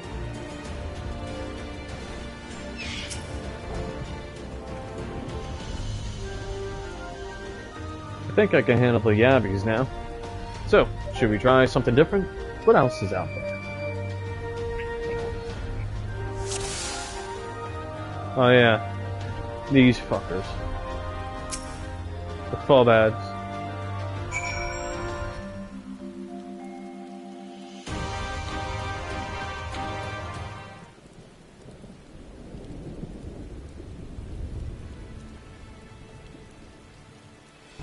The Fobad's hands are large and powerful, but destroying its crystallized cores should render the Salt Golem inanimate. Sense power pulsating from behind its brow. That is ugly. Yo, for real. That bastard is ugly. Ugh, a Fobad. How do I defeat one of those? Destroy the core within its brow. Imagine if I just kept telling him hit it really, really, really hard.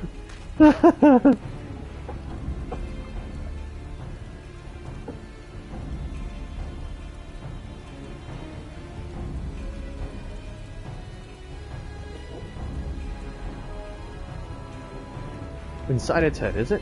I'll try to stab it right between the eyes then.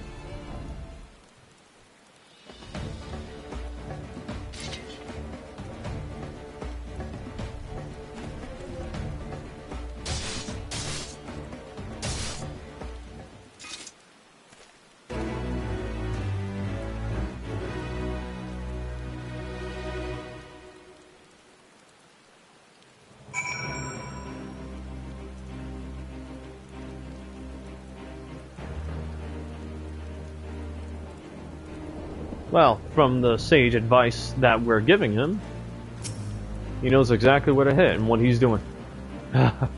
It's not easy fighting with the Liberator of Alamigo watching your every move, but I got the job done. Thanks for the advice, Mary. Are you serious? I feel a lot better prepared for my patrols now. Any road, we should head back to the Saltery before Granddad starts to worry I've been snipped into pieces and fed to a Yabby's hatchlings. That's quite descriptive.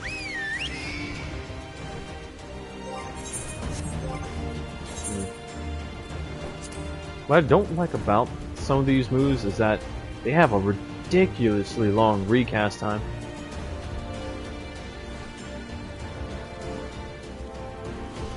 Like for instance, Dragonfire Dive, literally 120 seconds. That's 2 minutes until I can use it again.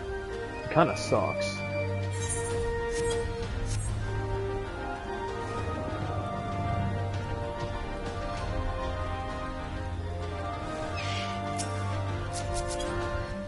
Shoot. Oh, here we go. For the merchants of Ul'dah, a well-constructed contract is both sword and shield, and Watt must understand this if we are to meet them on an even field. Speaking of battles, does Wishkar seem equal to the task of thinning the Loch's monster population? He certainly seemed eager enough. I see you returned in one piece. Dealt with those beasties then, did you? Aye. Fought them myself, after a bit of instruction from Mary and even Luxarius here.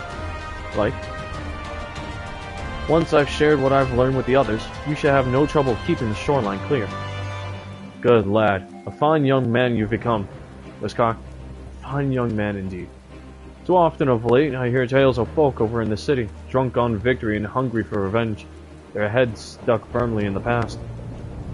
But we need to set our sights on the future, on things which will improve our lot.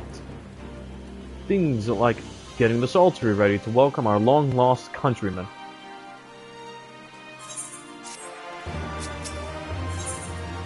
A blissful arrival. Oh boy.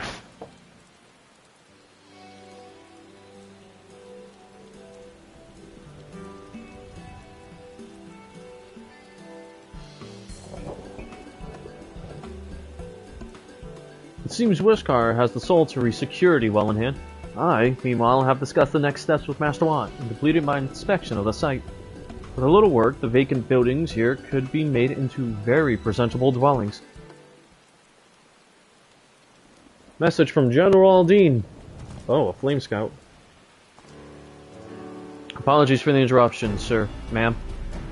But the General would speak with you at your earliest convenience. Do not feel obliged to wait around on my account. I will remain here to hammer out the finer details with Watt, and act as an intermediary with our business partners in Ul'dah. You should go. You two should go. General Aldine asked that you two wait for him by the main gate in the Alamegan Quarter. Apologies again, sir, ma'am. Fare you well.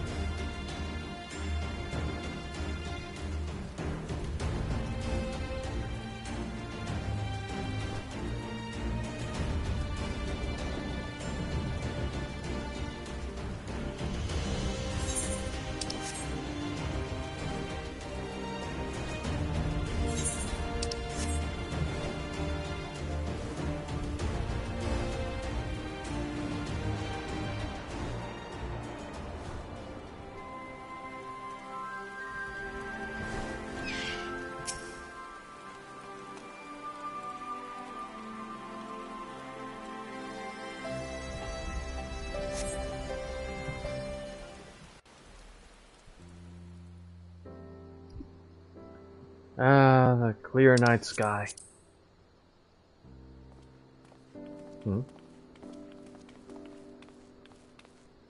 Apologies for the wait. Oh, good. Voice acting. People are screaming for the butcher's blood again. No sooner have we broken up one mob than another forms. Thankfully, all have been amenable to reason, thus far. But it is no concern of yours. We must speak of the men Arenvald and his comrades apprehended in the peaks. By their uniforms, the captives were first judged to be Imperial troops. But after further investigation, their true identities came to light. I dare say you remember Yuyuhasi and Laurentius, the fugitives who conspired with Captain Ilberd in the Crystal Brave's betrayal. Oh, shit. Aye, well, it would seem they followed him all the way to the wall. It was they who orchestrated the slaughter of the resistance fighters prior to the Griffin's infernal ritual. Ah, right. This was... Were it in your hands, how would you punish these men? Well, they're asking Mary this, because I do not know.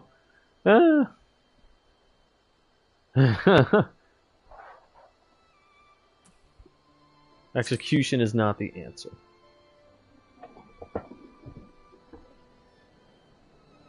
You would spare these animals? Yours is a more merciful brand of justice than mine. In any event, I thank you for your honesty. When the time comes for the Alliance to pass judgment, I'll see that your opinion is heard. Of course, this wasn't my opinion. That Mary concludes our still business thought here. that at least they should... But there is more I would say. Work with me. Yeah.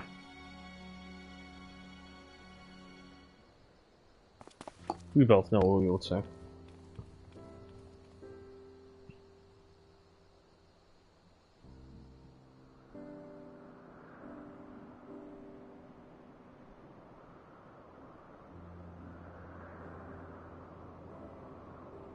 I bear a share of the blame for Ilberd's atrocities. Had I openly supported the cause of Alamegan liberation, he might not have felt driven to do what he did. Things could have been different, and I'm sorry they aren't.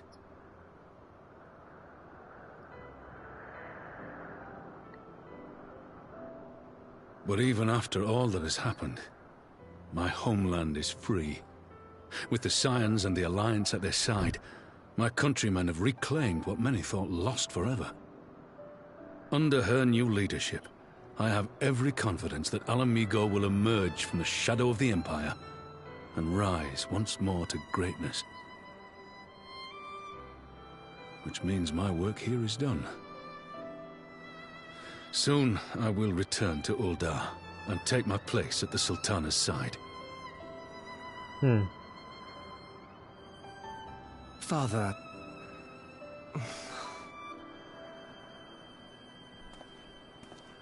I'll not deny there's a part of me that wants to stay.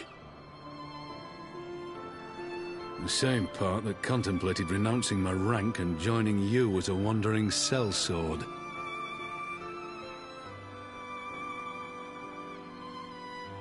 But I pledged my blade to Nanamo, and I will not betray that oath. Is this truly what you want, Father? It is. Ever has my sword been hers to command, and ever shall it remain.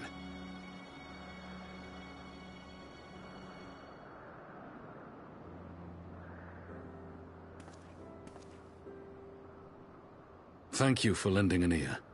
When all the rest are clamoring for me to stay, I trust you'll send me on my way.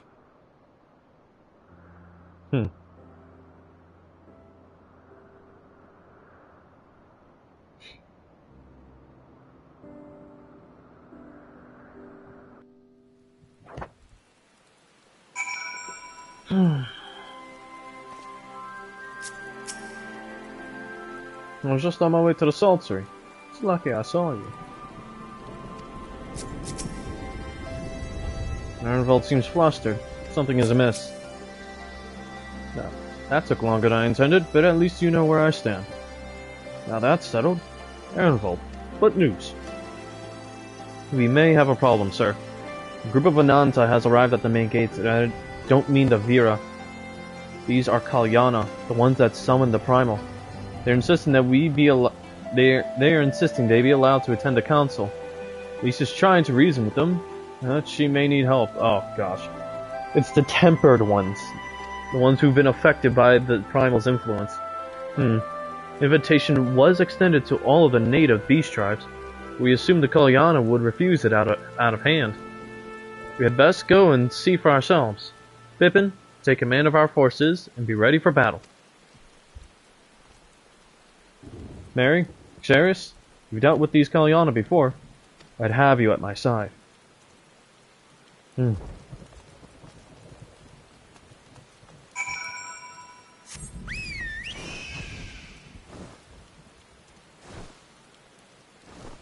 do you mean it was a subordinate?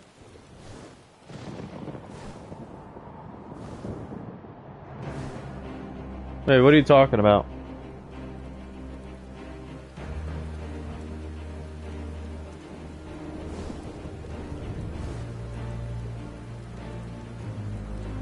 What do you mean it was a subordinate, not her? Like, real quick, before I get started with this, what are you talking about?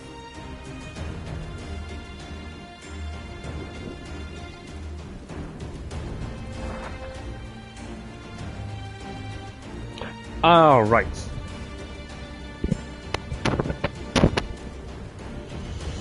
True, but she was more probably still the one who gave the call to kill him.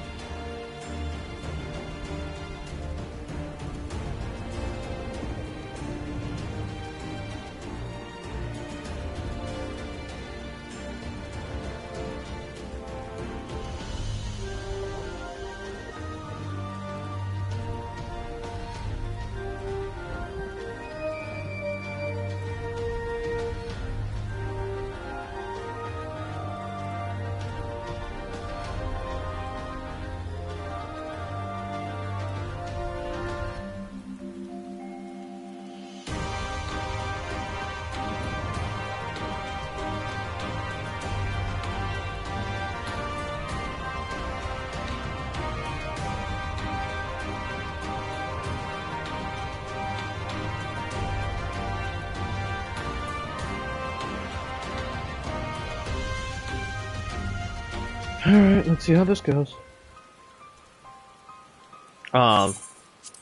No voice acting. Raban, Luxarius, Mary. Gods, it's good to see you. The Slayer has come. We have not forgotten how you sinned against the Lady of Bliss, but we did not come here to shed blood. You claim to seek harmony with all who call Igir Abania home. If this is truly your wish, you will welcome us as envoys of the Ananta. It is our wish, and you are welcome, but we cannot condone the summoning of primals. If you want to enter the palace, I must ask that you first surrender any crystal jewelry. You have my word that it will be returned to you when the meeting is over.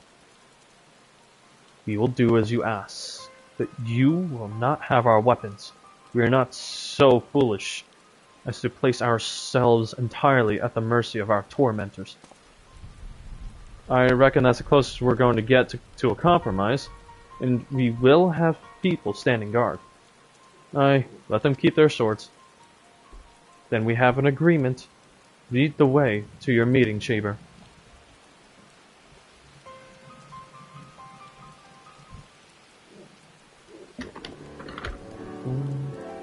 Oh boy. This is about to get messy. Why do I have a feeling we welcomed a Viper into our midst? Yeah, something dangerous.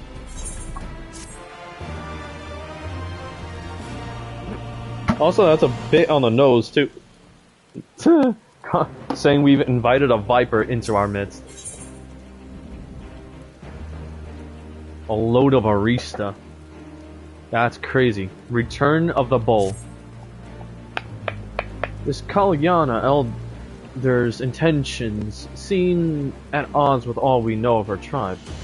What think you, Mary Luxarius? The enthralled cannot... Mayhap even the enthralled can learn to compromise? You believe an understanding can be reached? This is not entirely unheard of, I suppose. Those who followed Saint Shiva eventually sought reconciliation with Ishgard. Whatever the truth, I would take no chances. The guard must be strengthened. I deal with people who know a thing or two about primals. Can we rely on the Scions? Of course. I'll round up our comrades and send them to Alamegan Quarter. You can go on ahead, if you like, Mary Luxarius. My thanks. I'll see you in the palace.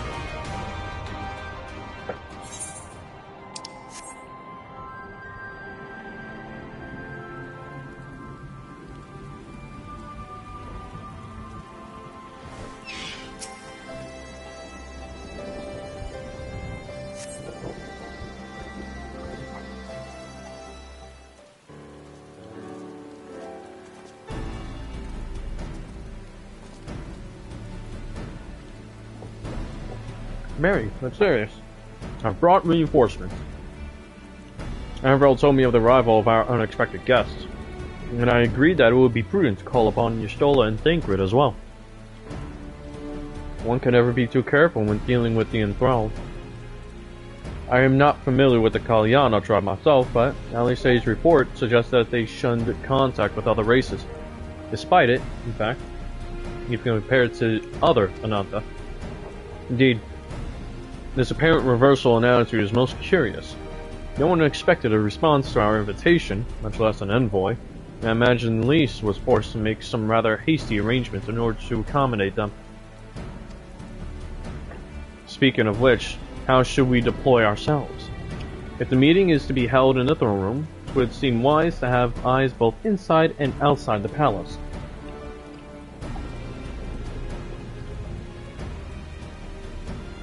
Y'shtola and I can stand guard without. That leaves the three of you to keep watch over proceedings in the throne room itself.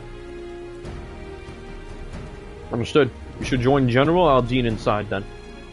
Xeris, do you know of the rear entrance to the palace? It's on the eastern edge of the city, at the top of the stairs. The guard there should have been instructed to let us pass.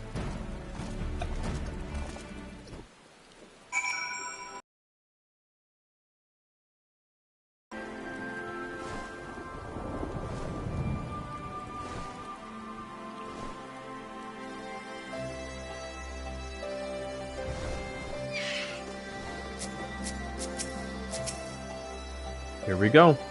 You're with the Scions. Sir, ma'am, General Aldine left orders that you were to be escorted inside. If you'll follow me. Here we go.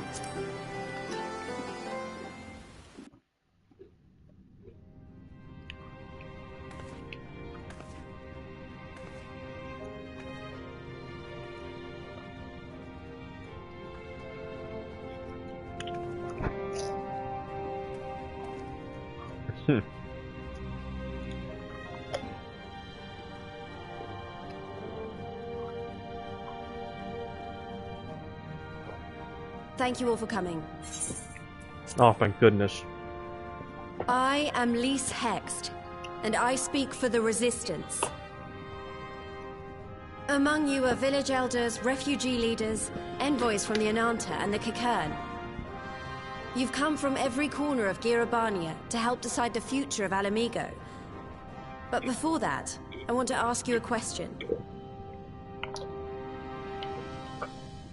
What was the first thing you noticed when you came in?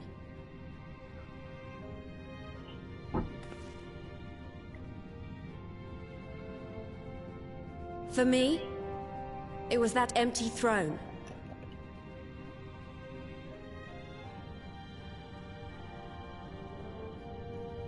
It has no one to sit on it now. No viceroy, no king. Would any of you like to take their place? Or should someone else sit there?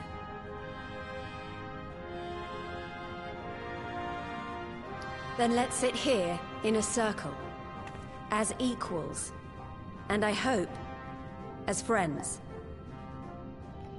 A gathering of people instead to rule the country.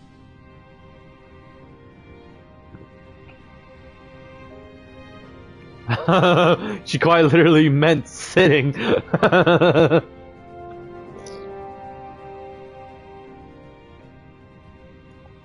Expertly done.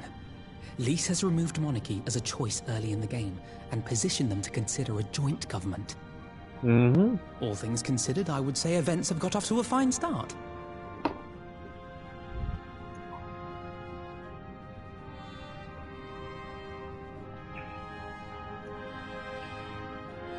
And that is Alagana's stance on the matter. Thank you, Ragenfrid. Another vote in favor. Next, let's hear from Shanti of the Kaliana. Tell us, boy. How do your people feel about the idea of a republic? Oh boy, here we go.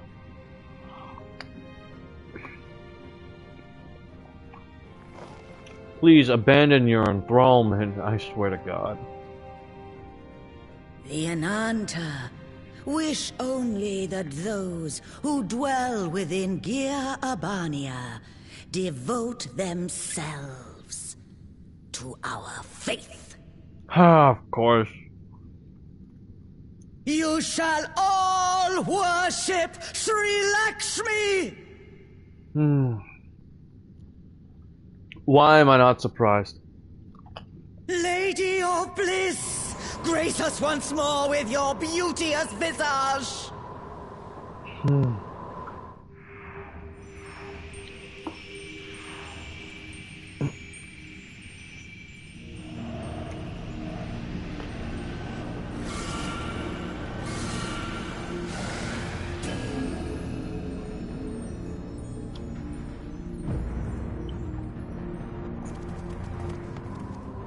This can't be happening. No crystals were allowed through the door. We can worry about the how of it later. We need to evacuate these people right now, or the Primal will make thralls of them all. It's up to us.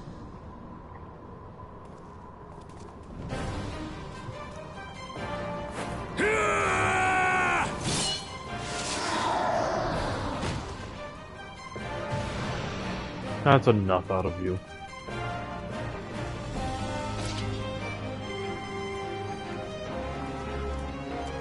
Funny enough, it was during this battle that I found out that I cannot be impacted by their enthrallment. You know why? I didn't meet... Well, without the blessing of the Echo. You know why?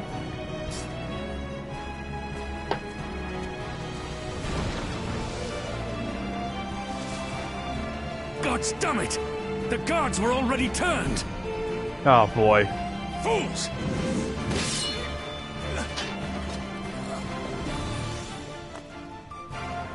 And what's your first one? No, you don't! The Kaliana would see us all enthralled. Then they're going to be sorely disappointed. We have the Warrior of Light and Arenvald to shield us. Yep. Aye, but they can't well defend your guests and attack the Primal, can they? We're stuck on the back foot. Precisely that. Because I have too much ether. My quantity of ether quite literally dwarfs their own. They can only enthrall the lesser ones. The ones who have less amounts of ether.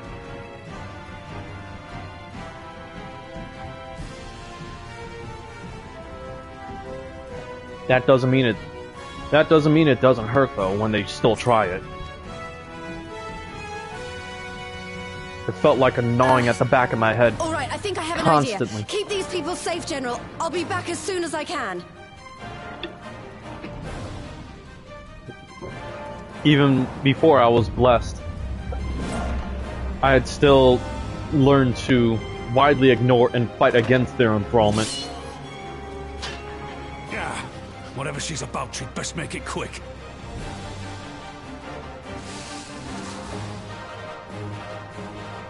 Come then. Who will be next to die on my steel? Oh.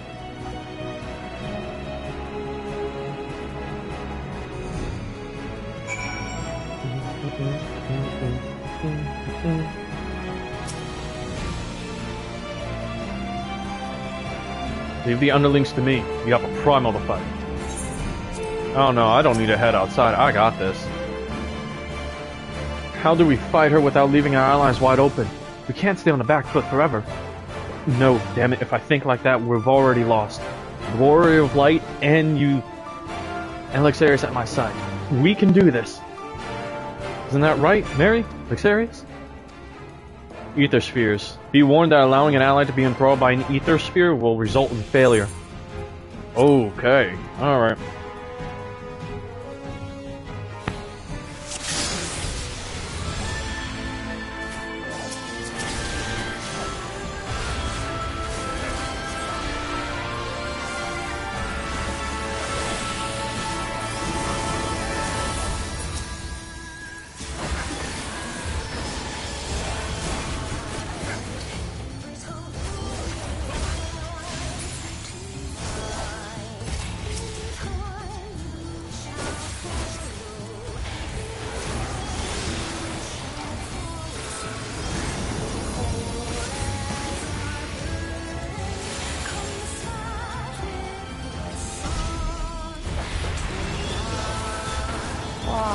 I offer you peace and serenity.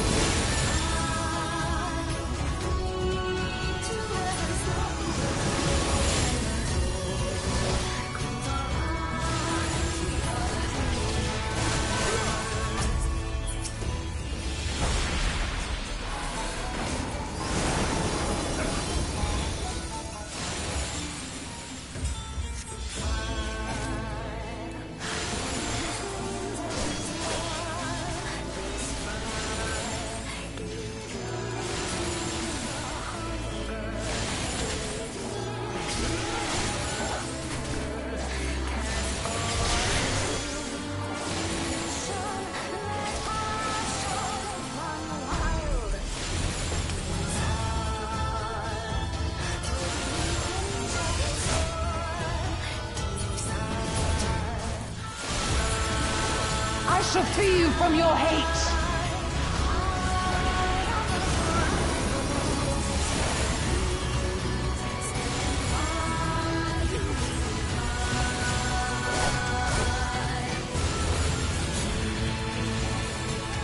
It was at this point that I was starting to instead absorb her ether.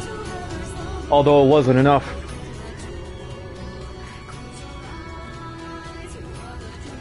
Damn it all! It's only a matter of time before we miss one.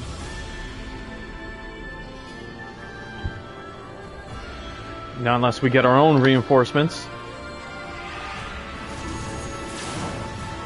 Like Fordola.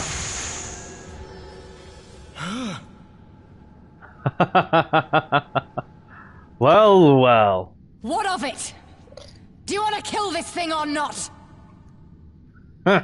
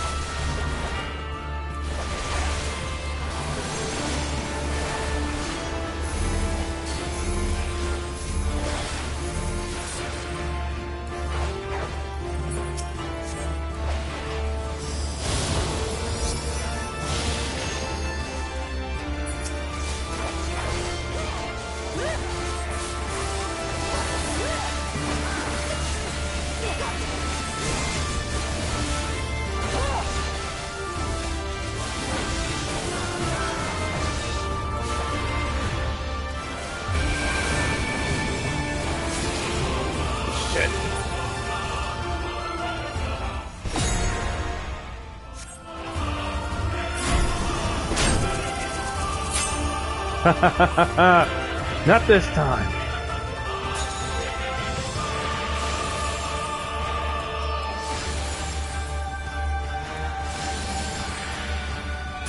Sorry, you're not getting the bowl of Alamigo.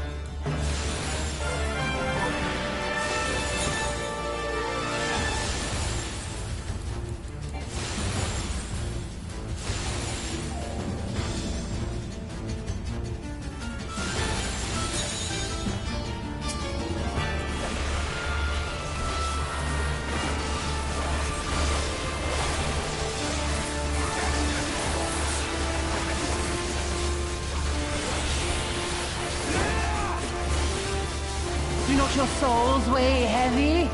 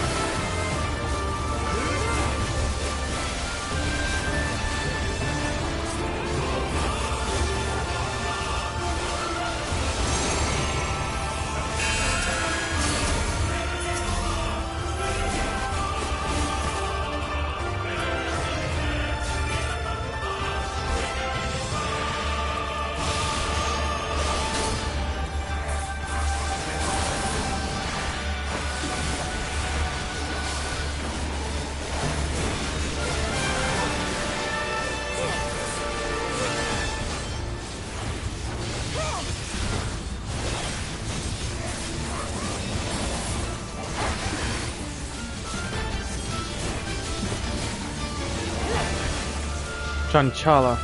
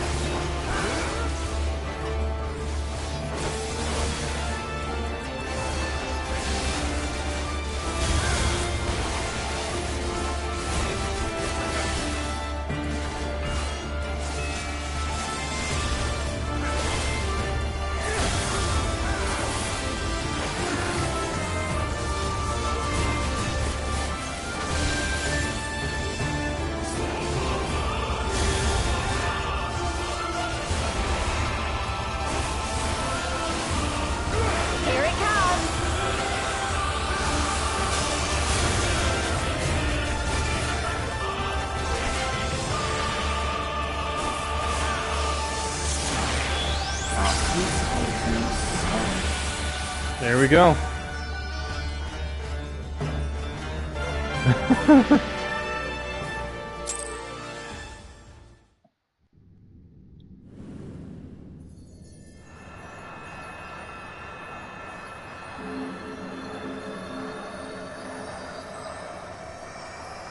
Yeah, no. Look, Kalyana are either going to be heavily monitored or just slaughtered out right after this.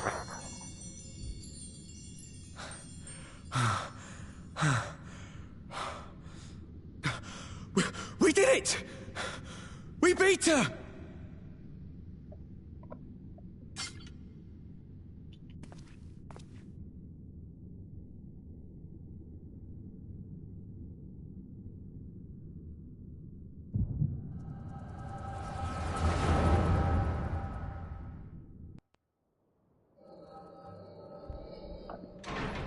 Oh boy.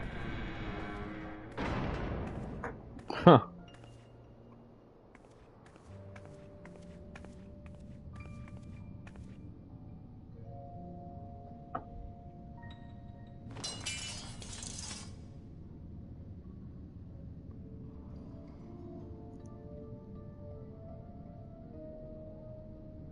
What is this? I'm only gonna say this once. The Ananta just summoned their primal in the throne room. My friends are fighting her, but they need help. They need someone with the Echo, and by the gods, I wish I had it, but I don't.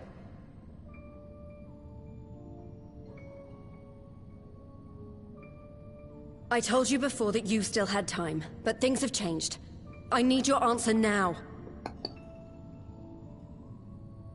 You can end it like Xenos, or you can fight for Alamigo. Your choice.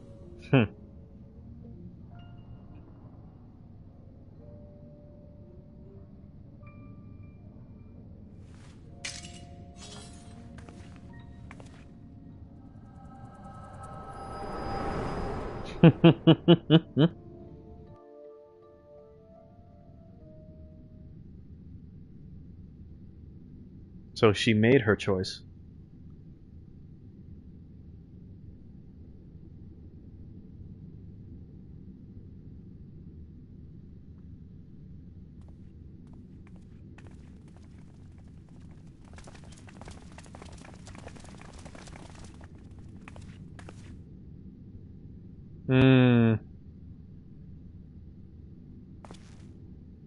Seven hells.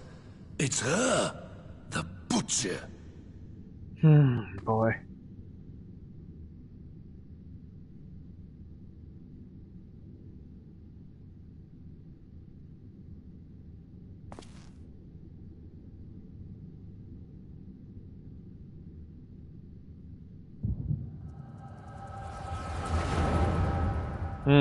Shit.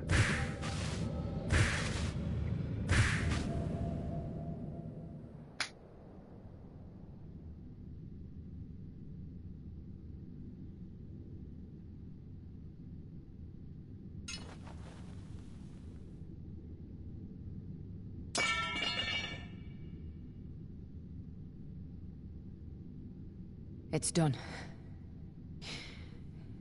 Take me back to my cell.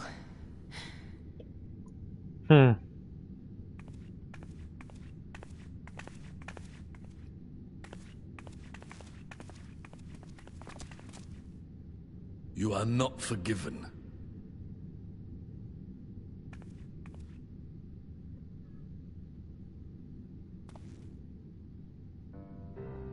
Not you. You I will never forgive. But I will thank you.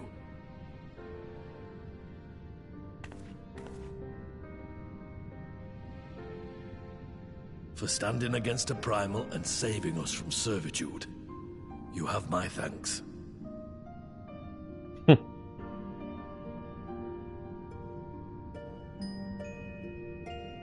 Oh, shit.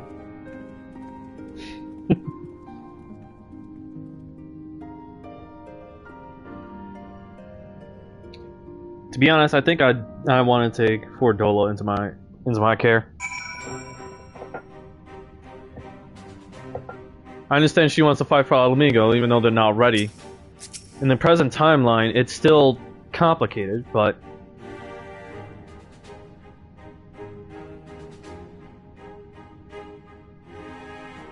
I genuinely think I will.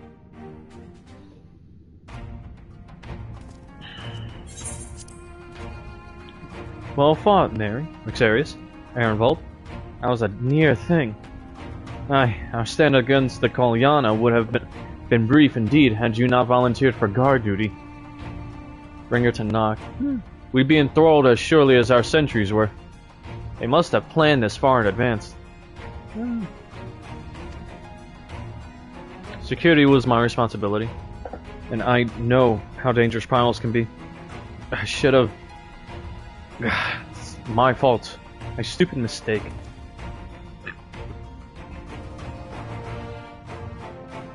Nay, lass, we were all caught unawares. We'll take this as a lesson, and watch our own more carefully in the future.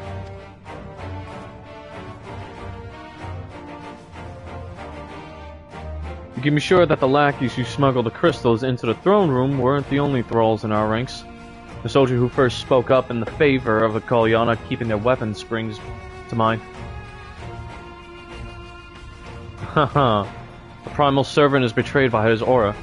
If you mean to conduct an investigation, I can definitely identify any others acting under Sri Lakshmi's influence. Thanks, Y'shtola. We'd appreciate the help. Well, she quite literally sees ether now, so... Well, she's technically blind, but now she can see the world through ether. But not now in the present timeline. I've restored her vision. Speaking of help, I almost fell over when Fordola turned up. What was she even doing here? I asked her to come.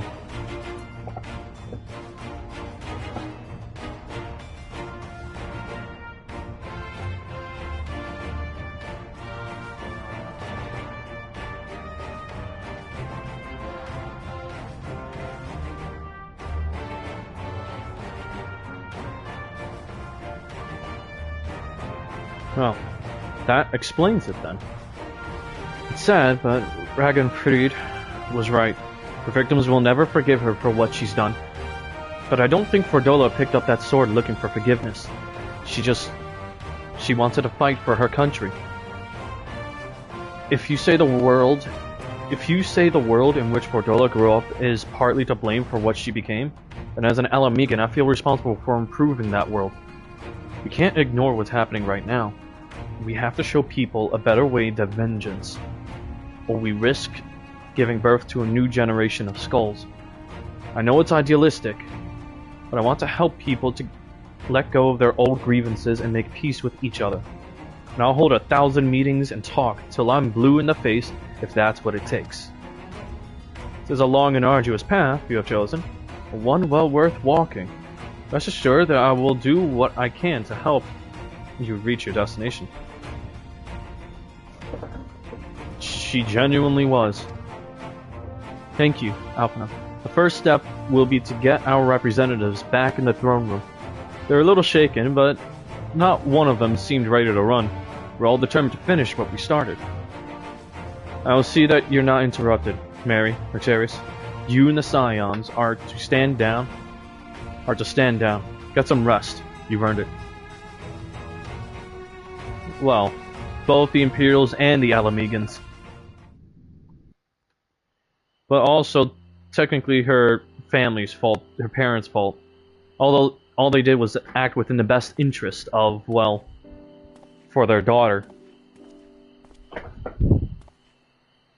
A fine spot to contemplate the heavens.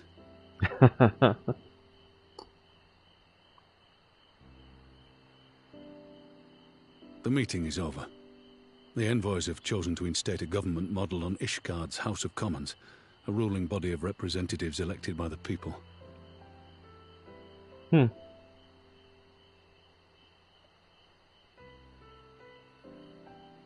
Zuki. It is a fair decision, and one which signals the end of my part in all this.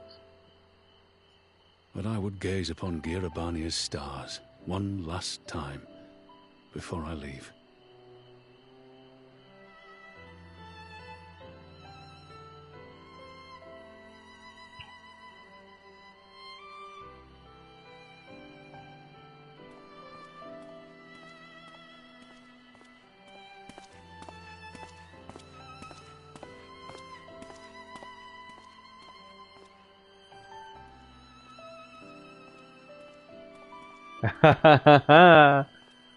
Look who came all the way over here to convince him to stay, to not return to Ul'dah and instead stay with his countrymen.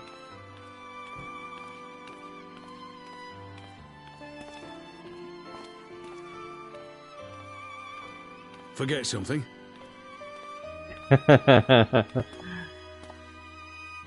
Your Grace, there was no word. There wasn't supposed to be.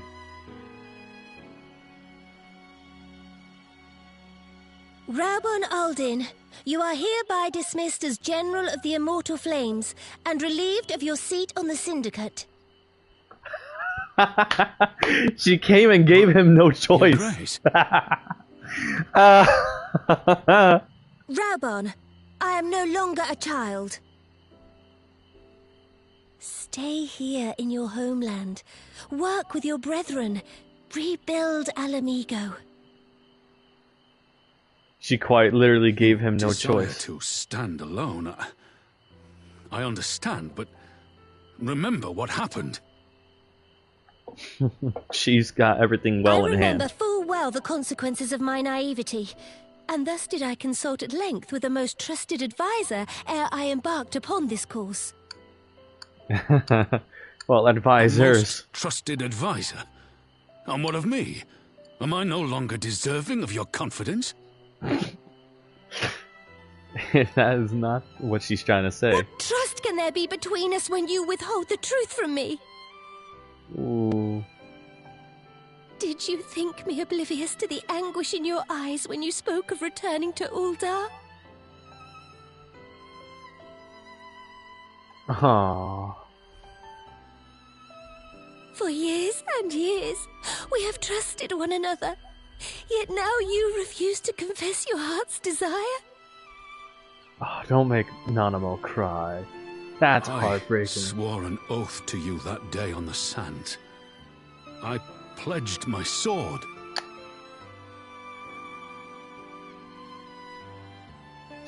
And it has served me well. But in Pippin you have forged a new sword, as sharp and deadly as the blade you bequeathed him. I will show you a Sultana who can wield every weapon at her disposal, including Lolorito and his monetarist cronies.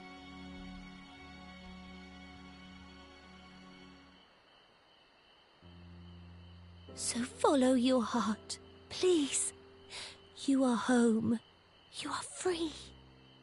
I'm gonna be honest. Seeing Nanamo cry every time always makes me cry. Because to make her cry is a crime in and all of itself.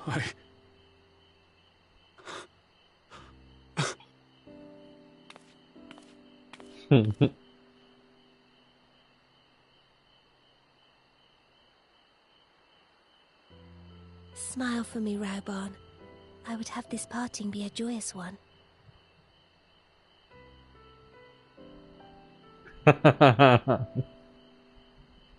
Thank you, Your Grace. It has been an honor to serve you and Uldar. Tomorrow you will serve Alamigo and fight for the good of all Eorzea. Am I understood? Giving him one last order. One last order for him to follow.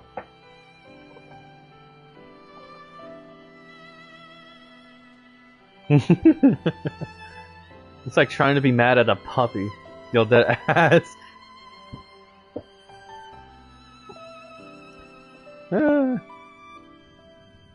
You definitely want Pippin to be with the Sultana, huh?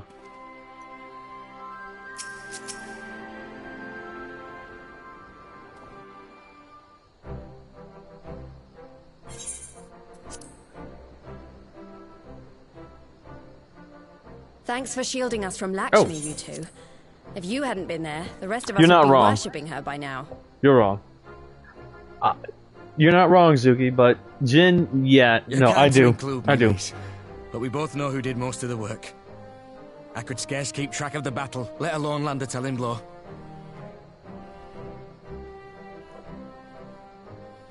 No shame in admitting it. The Warrior of Light has put far better men than me in the shade.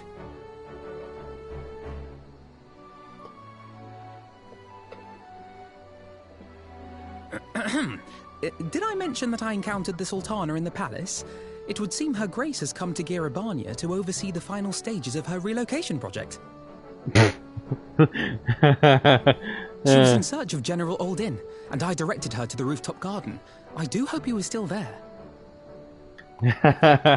He just helped Are fate you in the turn. habit of gossiping about the affairs of royalty, Master Leveilleur?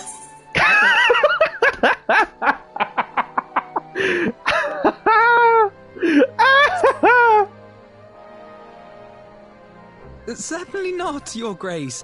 I was merely informing my companions. Beatrice, Alphino, 'twas only a jest. Nah, just caught his ass in a joke. No, not shots fired. It was, like I said, caught in a joke. But I must yield the floor to Rauban. He has an important announcement to make.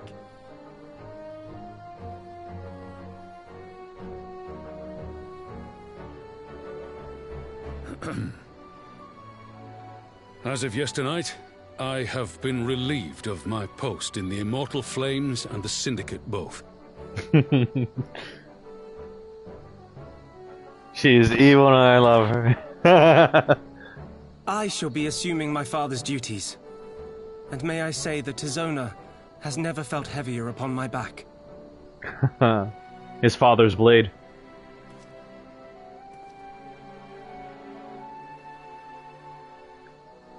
Twould seem I am in need of employment. Mayhap one of my old acquaintances can introduce me to a mercenary company or some such.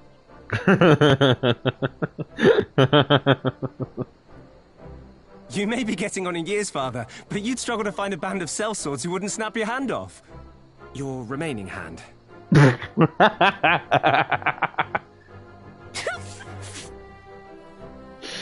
Yes, the bull of Alamigo need not be put out to pasture just yet.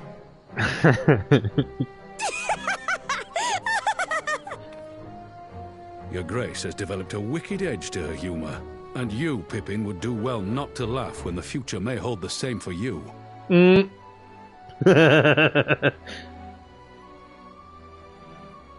Yes, certainly a So, family. Does this mean you're staying? Aye. That seems to be the way of it. I would be glad to aid you in rebuilding our nation, if you'll have me. If, he says. Welcome home, Rauban. He's still a bit. It's like he was taking steps carefully because he's like, well, I'm just suddenly no longer. I wonder how she is drunk. What? Oh, how she is drunk. Oh, okay. I have no idea, but if anything, probably.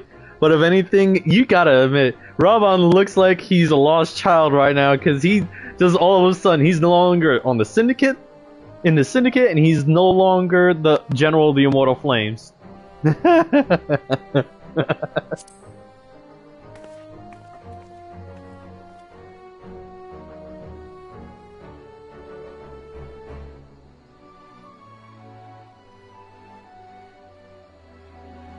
And there you go.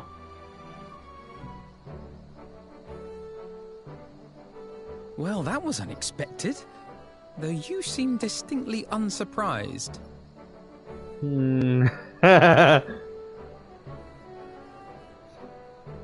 Of course we do. Either you are more astute than I give you credit for, or I'm losing my touch. In any event, one thing is certain. Alamigo will rejoice at the homecoming of her dearest son. Hey.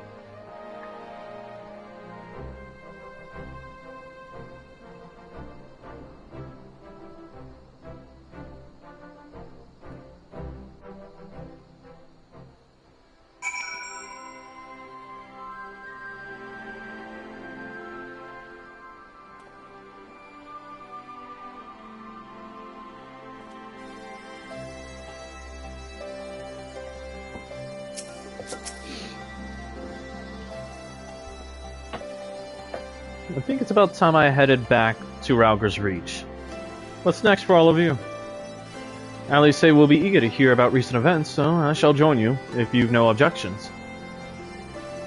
I'd welcome the company. Mary, Xerius, why don't you come along to the Reach as well? Once you've said your farewells to Nanamo and the others.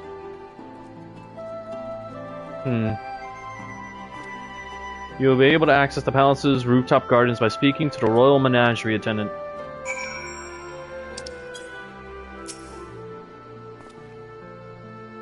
Get Tia. Everyone's now just having Tia at the end of their name because of Graha Tia. Oh my gosh.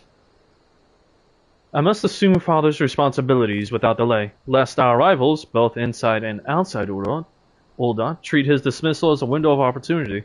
Rest assured, they will find Tizona's edge just as sharp in my hands. It seems my road has come full circle, and I appreciate the support you showed for my earlier decision, overruled though it was. I have asked enough of you, Xerius, Mary. My only words for you now are those of gratitude.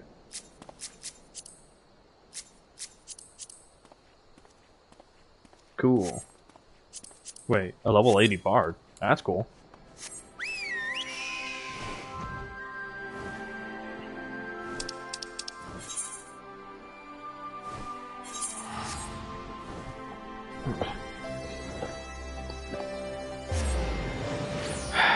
Okay, so currently, sealed within the Crystal Tower at, what was it? Sealed within the Crystal Tower at,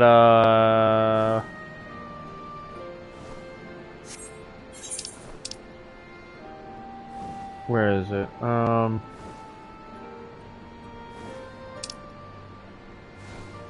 Abelathia's Spine? No. Yeah, this is long before that. Long before that. Where is it? Danalan? No. Oh, Mordona. There we go. So, at Mordona, there is... like, you'll see it once I actually get there.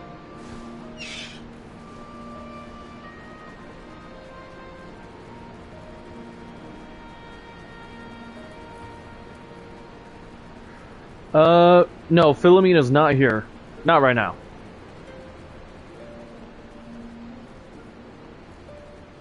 That will be in Shadowbringers, actually.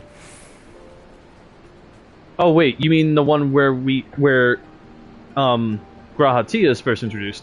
That is post The Realm Reborn. Literally. Well, here we are again. When Graha Tia was first introduced, so yeah, sorry, Zuki. But yeah, when Grahati was first introduced, Mary had joined an expedition into the Crystal Tower. Oh, yeah. Well, Monago is right there next to Lise, the woman in the red dress, Zuki. That's possibly the next one who's going to be joining me, if you know what I mean. But in any case, as I was saying, Grahatia, first introduced as someone who is joining expeditions into the Crystal Tower to figure out its secrets. And he, enough with the interruptions, Jin. I know, I'm gonna work on that. Anyways, first introduced, post A Realm Reborn, before Heavensward. And it resulted with him having to lock, because he had the blood of the Alligans running through his veins, meaning he was actually one of their descendants. He, how do I say this? He ended up taking responsibility of the Crystal Tower because he can access its full capabilities. So he ended up sealing himself in there. If anything, we do see him again in Shadowbringers. I'll let you figure it out. Well, here we are again. Alphino has regaled me with a thrilling tale of hidden treasure troves, mid-meeting betrayals, unlikely alliances, and joyous homecomings. It would seem I missed everything. I was patrolling the palace grounds with Thancred and Y'shtola when we heard the report of a primal in the throne room. I honestly doubted my own ears. As others have said, we were lucky to have our Echo-blessed champions and Lixarius nearby this time. But we'll need to keep a closer eye on the Kalyana. You can say that again. This whole episode has reminded me just how far apart our kinds still are. It looks like centuries of fear and mistrust really can't be washed away in a day. Someone has to make an effort at reconciliation if these conflicts are ever going to end. Naturally, a lot of people are crying out for vengeance, but I've been doing my best to calm things down. Violent reprisals will only lead to more summonings. Indeed, violence will ever beget violence, as the Empire has learned to its cost in recent times. In any case, summoning Lakshmi was the Broodmother's doing, and whoever replaces her might not be so keen on the idea. We'll just have to watch and wait. Which isn't to say we won't be putting the safety of our allies in the Vera and M tribes first. I plan to have resistance scouts keep track of the Kalyana's movements at all times. My parents will be relieved to hear that. What are your plans for the rest of the resistance army, out of interest? Are we to prepare for Imperial counterattacks? That would be a question for the Resistance's newest recruit, a military commander with far more experience than me. What, the Bull of Alamigo? We call it an army, but the Resistance is really a collection of smaller independent groups. And when Conrad passed his command on to me, that authority only extended to the freedom fighters based in Rauger's Reach. He just happened to be serving as the Resistance spokesman at the time, and he needed someone to take over the role while everything was in disarray. But that time has passed. When I speak with the other leaders about reforming the army under the new government, I'll be nominating Raubron as the overall commander of our forces. He has more experience than the rest of us to put together, and we stand to learn a lot from him. Indeed, he is in all respects the ideal choice, assuming he accepts the post. Alamigo will have added a formidable weapon to its arsenal. And given the progress of Nanamo's resettlement initiative, I see great cause for hope. Seeds which we so carefully sowed have begun to quicken, my friends. I like that. We tend to our promises and watch as Alamigo blooms.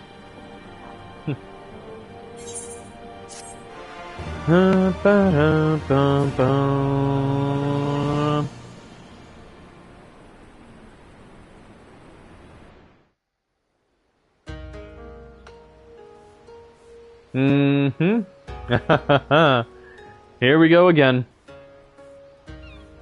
I do give thanks to the kami that my makeshift raft withstood the fury of the seas. But their generosity ended. Without coins in our pockets for new attire, we are doomed to look like so much jetsam. Oh, woe betide the poor man in a city of rich merchants.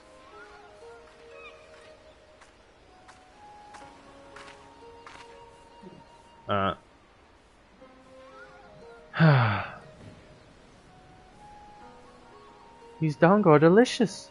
Will you have one? Hmm? More sweetbreads? I surrendered my blade to secure what few coins we have.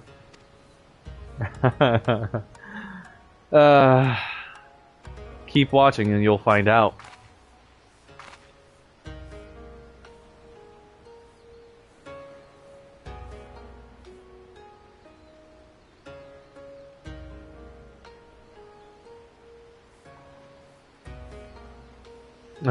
Tis like talking to a child. Why fate saddled me with this burden I shall never know. When I'm alive, I must return to my master's side.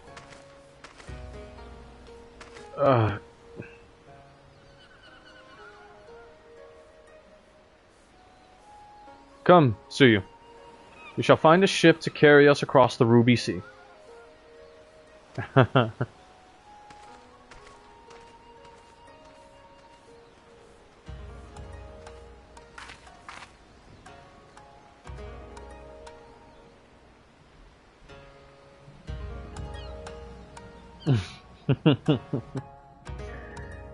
Oh, man.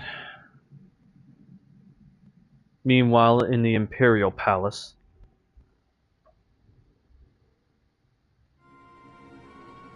Have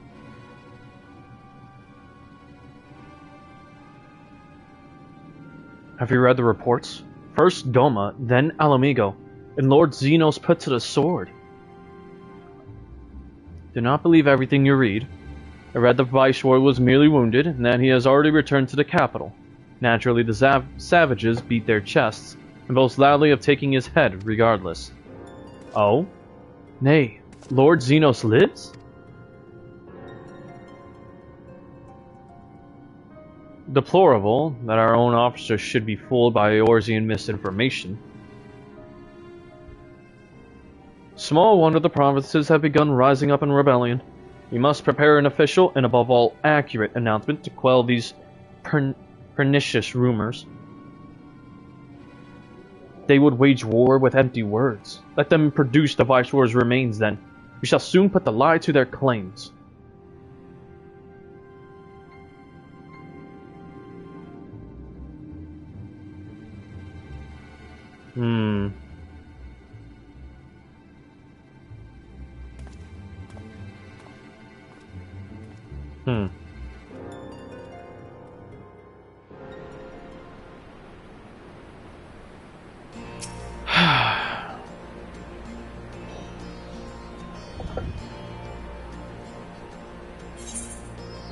Tidings from the east. I will start this. Luxarius, Mary, great timing. I was about to send word to the Scions. I've got lots to tell you. Oh yeah, no, it's actually Mary this time, because I went back to training and, well, I've learned enough with the spear, especially after fighting Lakshmi. The Council has officially recognized the Resistance as our standing army, and I expect you can guess who's been appointed commander. Suffice it to say, we are in good hand. We are in good hand.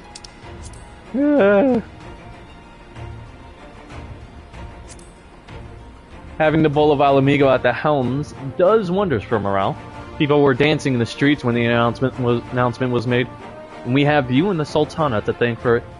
If you two hadn't worked your magic, he'd never have contemplated following his heart. The Council has also decreed that we are to maintain a presence out Rauger's reach. Lise will continue to lead our forces in the fringes, a job she's been doing tirelessly. A bit too tirelessly, some might say. We're constantly having to remind her to rest before she falls over. That's an exaggeration, and I'll always get up again. Anyway, we can hardly afford to lower our guard now. Not after our latest brush with Lakshmi. Speaking of which, we've been keeping a close eye on the Kalyana. And it looks like they've chosen a new leader. It's, Shanti's daughter. You know, the half-dead one. For whatever reason, the Kalyana thought she was the best candidate. Which makes them leaderless, basically. As things stand, there's no prospect of engaging in talks, let alone coming to an understanding. But I won't let that stop me. I'll keep on reaching out to them until they finally see sense. It's like I've been reaching out to Fordola. She still won't meet my gaze, but she's given up trying to ignore me. It may only be the odd grunt, but at least she's responding. I'll get through to her yet. Mary, there you are. Alphino, Alize. Is everything alright? We've received word from Tataru. Hancock has apparently acquired information of great interest and urgency. More than that she didn't say. Only that we should come to Hugane right away. I had a mind for the two of us to set forth together, but Alize is determined to make it a party of 3. As I've told you more than a dozen times, brother, my wounds are quite healed, and I will benefit from such fresh air. Some fresh air. Besides, you may well need an extra pair of hands. Worry not, sister, I have quite given up trying to convince you. Yep. Whether we be 2 or 3, we should depart as soon as possible. You will be joining us, I trust. Huh. I was about to say I'd come too, but I'll just have to settle for cheering you on from afar. Good luck with whatever it turns out to be. Thank you, Bruce. Rest assured, should this business prove to be of even tangential concern to Alamigo, we shall inform you without delay. Let us be off then. Hancock and Tataru await us at the Ruby Bazaar offices.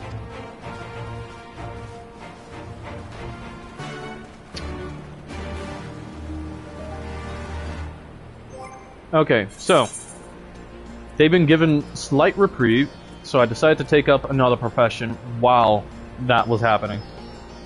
And hold on, which one was it again? I know for a fact. I had this one written down somewhere. Oh right, this time I went for White Mage. This time I was following the path of the Conjurer and quickly rose up to White Mage by the time I reconvened with them again. So this time you're gonna see some White Mage action.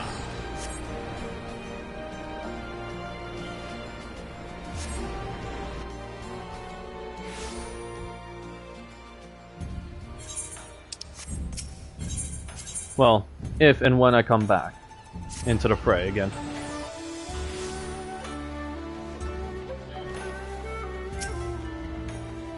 Let me tell you, it was actually one of my more difficult classes to master because, well, still fresh and more, and having to learn of the ways of the Conjurer in order to heal rather than destroy was more difficult than you might think. But I was able to master it, or rather get a very good definition of it. Greetings, Honored. Thank you. Honored sir, may I show you in? Hey, thanks, Zuki. Oh, and the Kojin and Yukari are here. Tataru. My friends, thank you for coming at such short notice. Oh, thank fuck. There's voice acting. We were told the matter was urgent.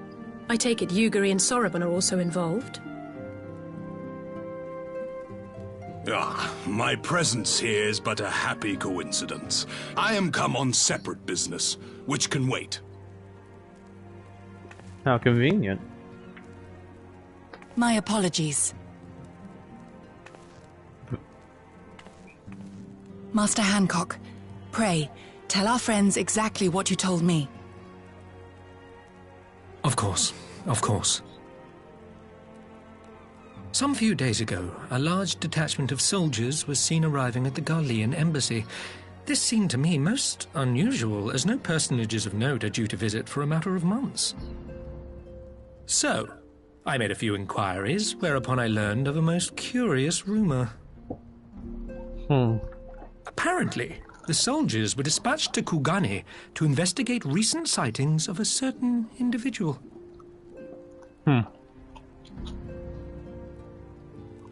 The late acting Imperial Viceroy of Doma, Yotsuyu.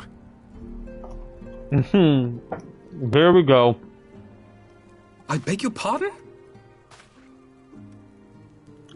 I too am loath to believe it. I saw the keep come down on top of her. We all did.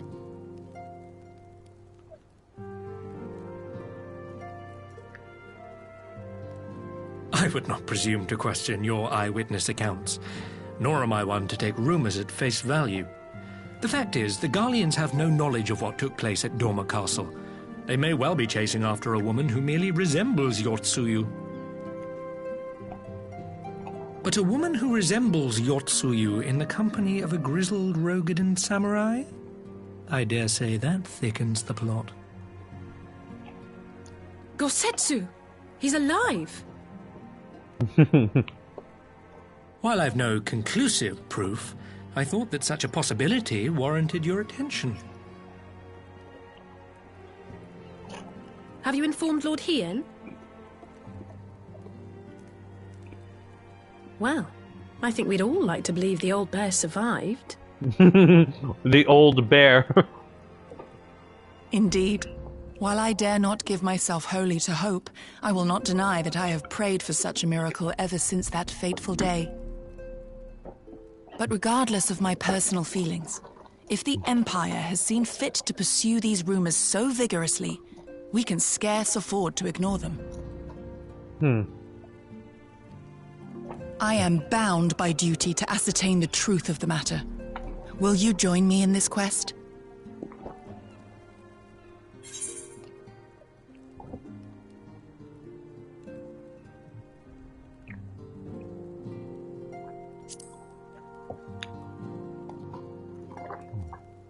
Thank you.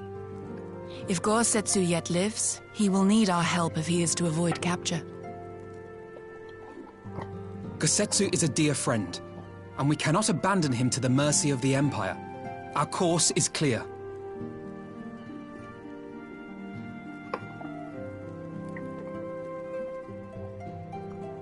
Hancock, is there aught else you can tell us? Alas not, but I have taken the liberty of employing one of the finest informants money can buy. You shall have the latest intelligence on the Garleans' movements, and more besides.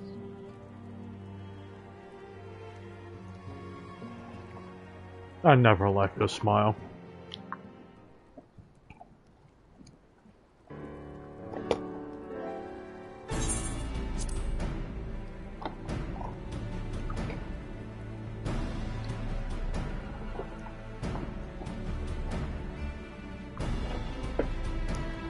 Well, the Garleans were the longest-standing enemies ever since, even long before Mary started her journey and became the Warrior of Light.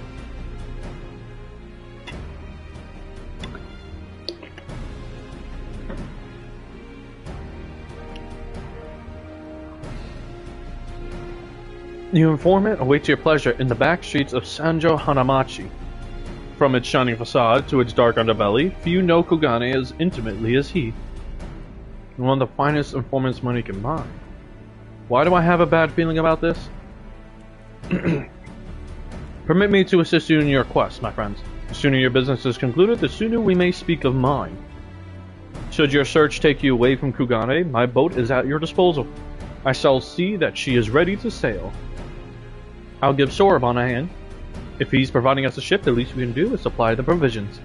We'll be at the pier if you need us. A welcome offer and an excellent plan. Without further ado, then, let us seek out this informant in Sanjo Hanamachi.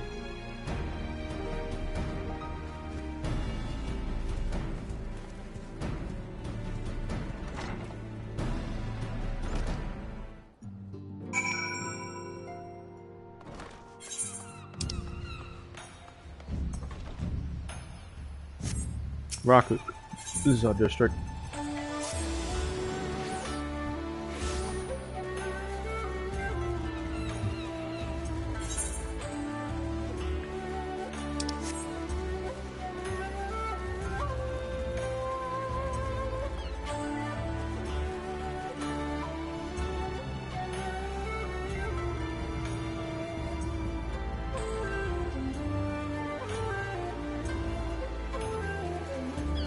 fucking morons.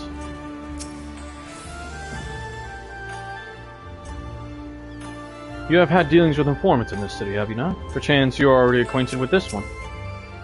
Given the Empire's movements, it seems highly probable that Gosetsu and Yotsuyu were indeed in Kugane. Yet, I can offer no explanation as to why they should be together.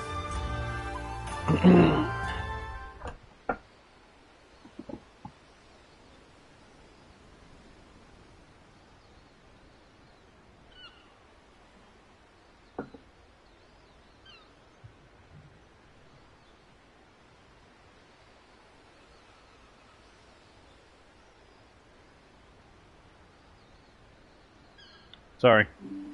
Hold on. This should be the place. Now we wait and see who comes.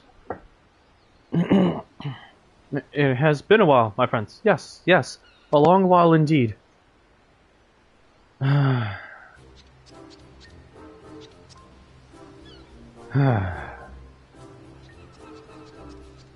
I knew it. Kyoto, any funny business and you know what will happen, I trust.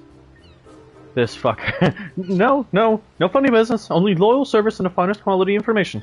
Of course, such quality does not come cheap. Fish fucker. No. But then Hancock already paid you. Honestly, you must think we were born yesterday. I have half a mind to call lease. No lease. I beg you. No boots. I will tell you everything I know. Free of charge. The Empire searches for Yotsuyu. High and low, far and wide. Come to enlist my help, they did. Promising rich rewards for decisive information. And have you decisive information? Were the two individuals cited here indeed Gosetsu and Yotsuyu? Alas, see them with my own eyes, I did not, but the Imperials are confident, yes, very confident, indeed. Look at the size of their contingent. But here is something they do not know, a rumor which you will find most interesting, I think. They say an elderly Rogadan samurai appeared on Kugane Dori with a beauteous maiden, and sold his katana to a pawnbroker. 'Twas no common katana either, but one of surpassing craftsmanship. There you go. There's your conclusive evidence. One of my aliens is crazy. Well, that is interesting, assuming it's true. Did you corroborate the rumor with the pawnbroker in question? No, regrettably. I do not have a working relationship with the master of Shofuku Shishitan. Now, why would that be, I wonder? If I didn't know better, I'd think he'd lend you money. He will help you, I am certain. While you speak with him, I will make contact with my Granly connections and learn what I can of their progress. A glimpse of the blade is all I need to be sure. But is it wise to let the Namazu out of our sight?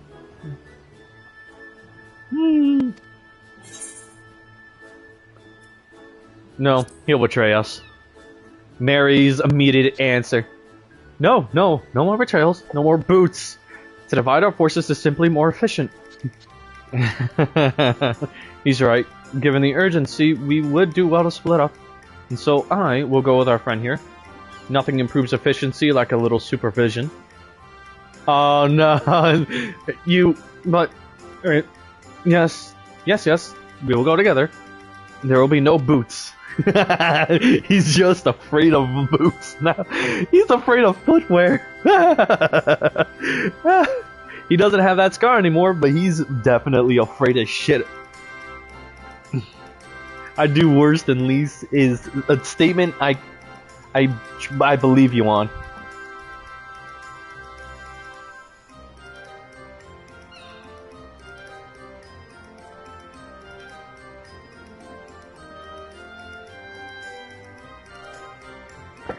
Let's be about it then. Good luck with the katana. Shall we reconvene at the pier later on? Fragrant as the Ruby Bazaar offices are, I prefer the fresh air. I wear steel toe. I think that's exactly what Lise was wearing too. Them bitches hurt. I believe Alice has her task well in hand. Shall we seek out the pawnbroker?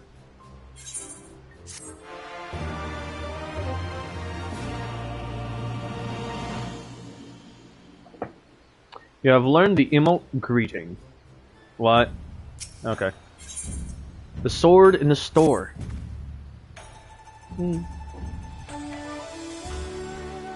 Everything in order? Then let us proceed to Gagane Dori and find the master of Shofuku Shishitan.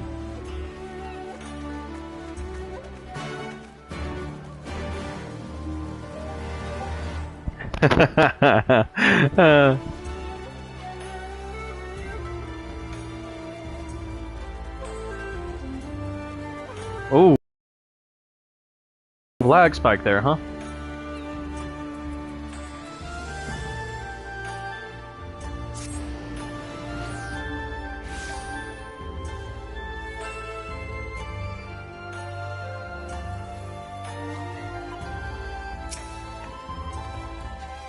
We might have had customers look like those you described. So many people come through, it's difficult to remember. Perhaps you could jog my memory by making a purchase? No? Well, you can't blame a woman for trying. Nope. A pushy pawnbroker. Rogadan samurai and a maiden. Never seen him. Now, if you don't have any business with me, make way for someone who does. Asshole. I think this one will have it. Welcome, good sir. Welcome. Will you be... well, welcome, good ma'am. Welcome. Will you be buying, or... because they're talking to Mary this time. Ah, so you have heard tell of the Rogadan Samurai's katana. Small wonder. It is a fine example of its kind. One moment. Oh, there we go. We found him. There, I hope you have found our pawnbroker. Excellent work, Mary. And that is the katana? Yep, that's his. There can be no doubt. It is Gosetsu's blade. The craftsmanship is exquisite, is it not? And you will be pleased to know that the pledge has just expired. I should be glad to sell it to you, assuming you have the coin. This is no ordinary weapon, you understand, and it is priced accordingly.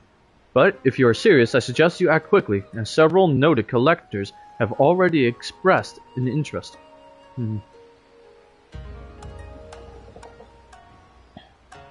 Yeah. Yep. But that is a certain character's weapon. Anyways, the blade represents conclusive proof of Gosetsu's survival. I suppose this could be considered a necessary cost in securing his safe return. Yet it is not a decision I can make alone. Least of all when our nation has scarce begun to rebuild. I'll pay. Oh, that's some bullshit. Hey, my friend. Grateful though I am for the offer, I cannot ask this of you. It is enough to know that Gosetsu is alive and well. Yugiri, wait. The scions will buy the katana. Pray consider it a gift. Master Alphino, your kindness is touching, truly. Yet in matters of coin, would Mistress Tataru not expect to be consulted? Come now, our friend would never have relinquished his blade, were the need not great. And are we not bound by honor to help a friend in need? I say we are, and I am sure Tataru will wholeheartedly agree. Uh-oh. Welcome back. It's settled then. You have made a wise choice, my friend. Such pieces are few and far between. Now, if you would be so good as to come this way, I shall prepare the necessary papers. Oh, man. Tataru's gonna have a field day with Alphino. If I may ask, sir, after he visited your establishment... Hey, slap them. Remember, I wasn't there. Mary's with them. I broke off after we met back up with Lise and Raga's Reach. Because there was no longer any more business to attend to. I went to the Conjurers Guild in Gridania in order to train there, so I could learn of conjuring, and therefore earn my White Mage Soulstone.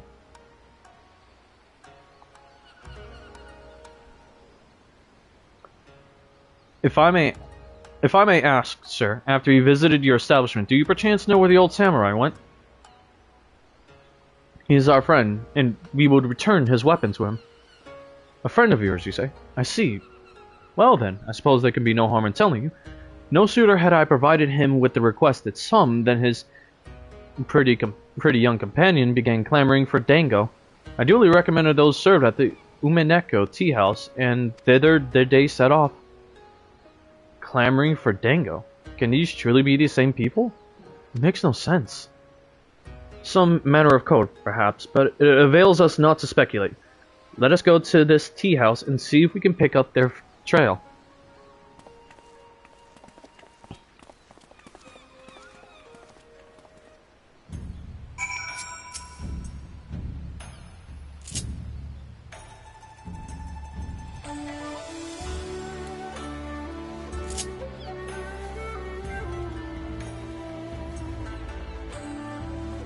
Dango then?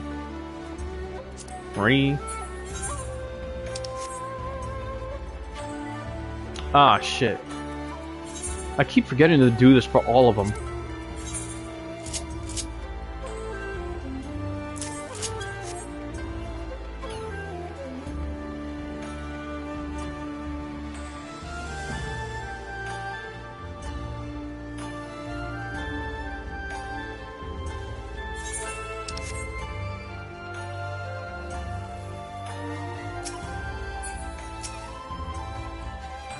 The Gosetsu I knew had little time for tea houses.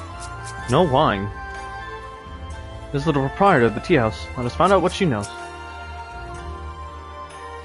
But of course, I remember. How could I forget a pair like that? The most beautiful girl you will ever see, scoffing down dango as if her life depended on it, while the old samurai looked on. Not quite what he expected, I'll wager. Far be it from me to gossip about my customers, but he was planning to spirit her away across the Ruby Sea. Out of the reach of her family, no doubt. Bruh. I hate you. When the girl had finally had her fill, they set off in the direction of the Shiozake hostelry, presumably to find someone discreet with a boat. So Gosetsu makes for Doma. But this woman who travels with him, the more I hear about her, the more I wonder if she can truly be Yotsuyu.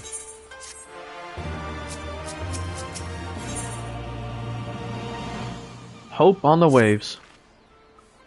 While doubts remain over the identity of Gosetsu's traveling companion, for now we can but follow the trail. Come, let us away to the pier. Make ready to sail. With luck, Alize will already have joined Master Soroban and Mistress Tataru there.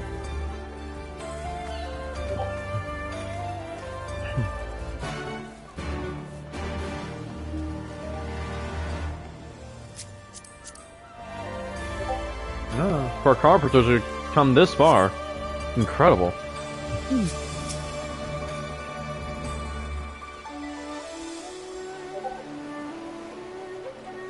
Of course you will. But if anything, the stream will be ending soon because Sabbath will be starting around 6. Excellent timing, my friends. Mistress Alize arrived mere moments ago. All went well at my end. Gyoto met with an Imperial officer and wheeled his way to some new information. It seems the troops who recently arrived in Kugane came directly from Garlemald. The Imperials based here have been kept in the dark. That's not all. A contingent of the aforementioned troops are preparing for deployment to the Ruby Sea. If I didn't know better, I'd say they picked up Gosetsu's trail. Then your information matches ours. We are quite certain that Gosetsu seeks to cross to the mainland.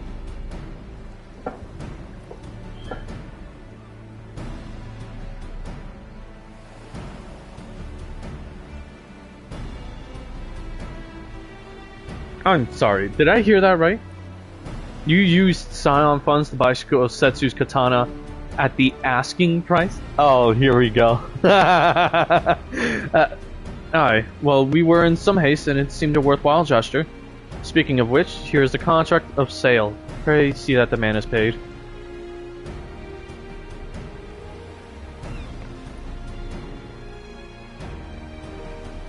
Balls. Beard, you agreed to this? Give me the strength. Well, it's not like the search can wait. You'd best be on your way.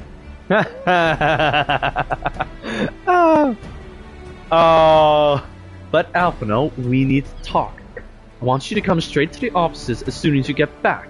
Promise me. She is pissed beyond the man. Oh, very well. I shall call upon you as soon as I return. At least they knows what's going on. Alphino is still oblivious.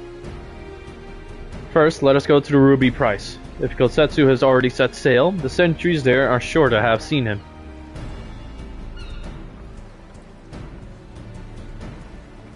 Yup, his sis immediately knew.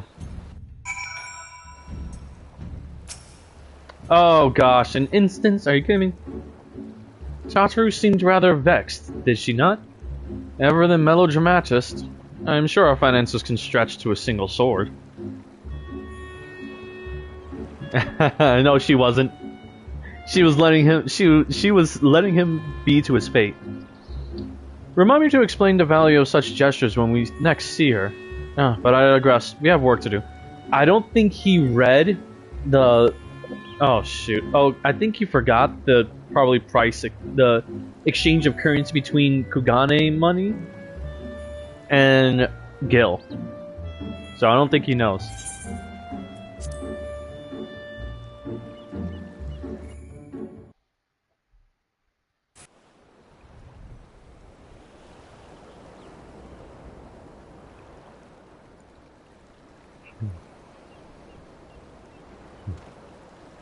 Right. I suggest we begin by learning what we can from the sentries.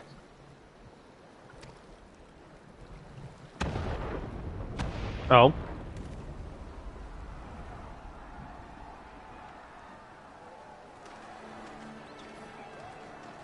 Huh?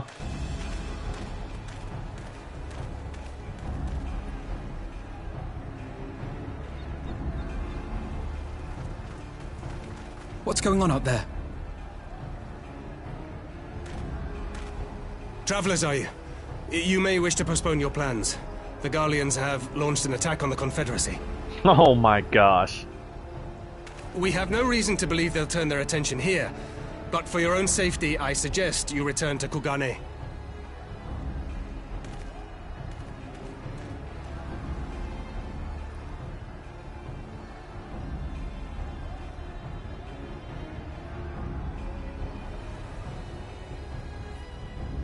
Oh. Oh my goodness, they're deploying them?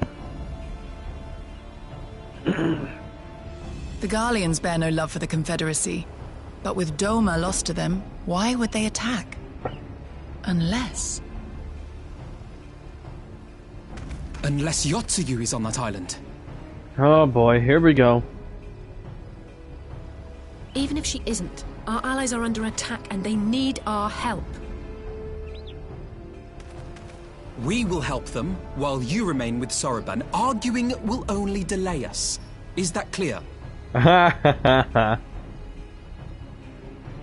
Fine, but you haven't heard the last of this. Soroban, we may need to make a swift exit. See that the boat is ready to sail at a moment's notice. It shall be done. Yes, let's go help pirates. What, and you're going to swim there, are you? 'Tis the quickest way, and you may rest assured I've been practicing. Yeah!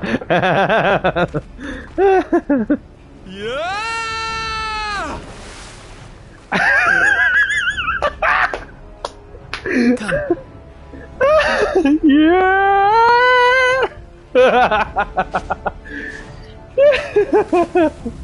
He didn't even do a proper dive, he just belly flopped.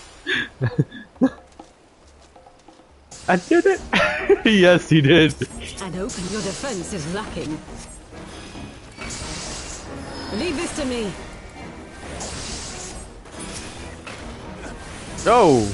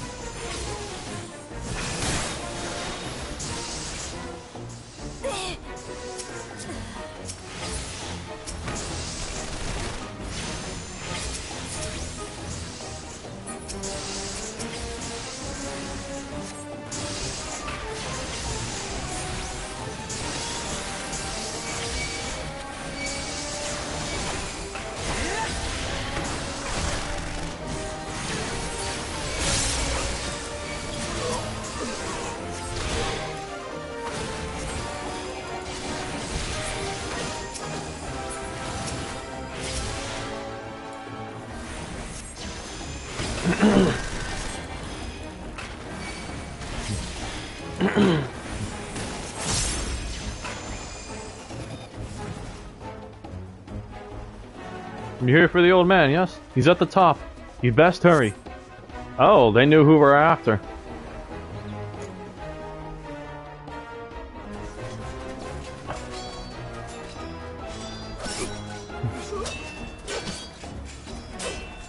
Wait, the Confederacy knows what they're doing.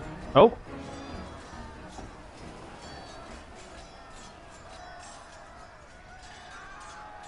Lady Yotsuyu, we're here to rescue you. Please, come with us. Stay back, Tsuyu.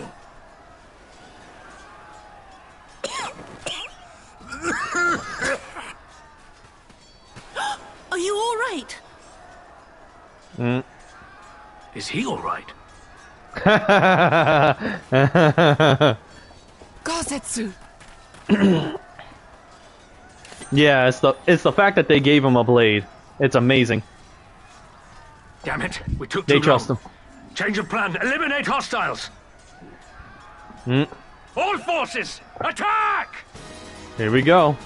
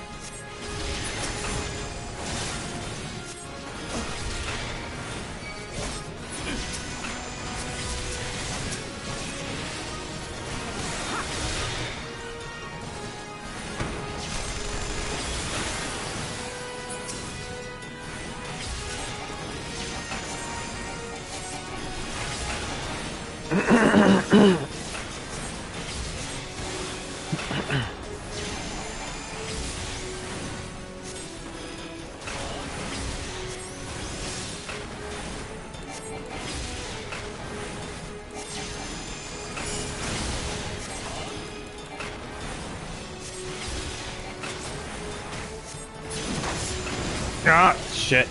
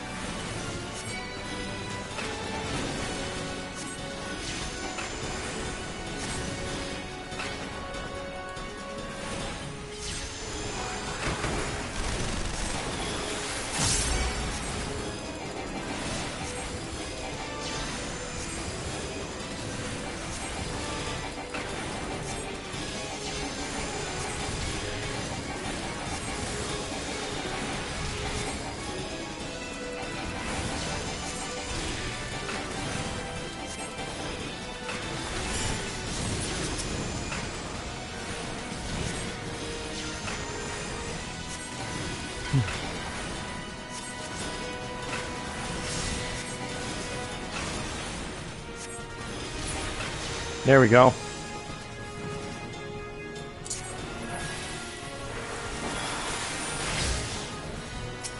Oh, for crying out loud.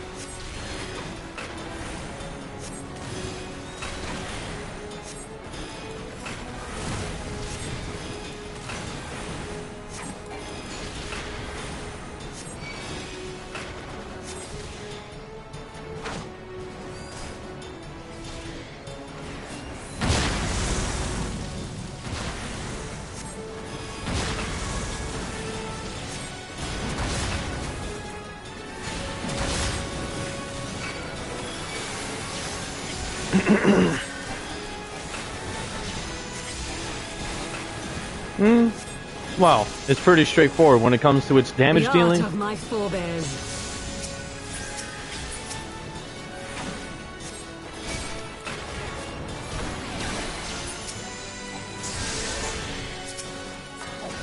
Remember, it's a healer's class.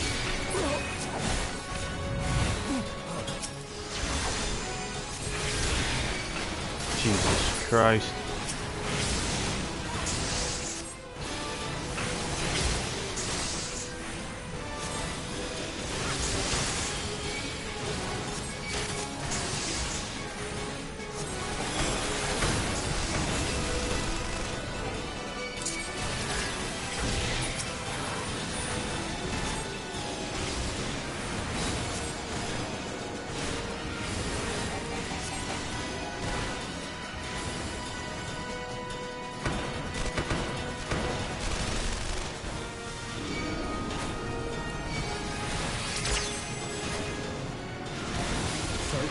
Release! There we go.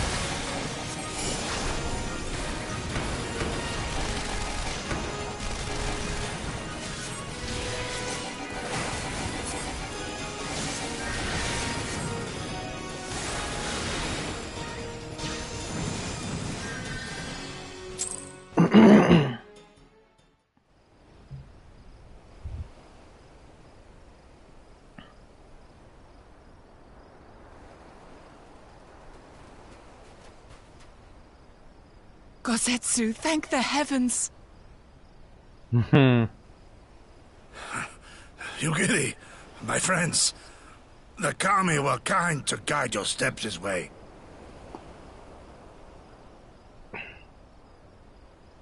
It's over.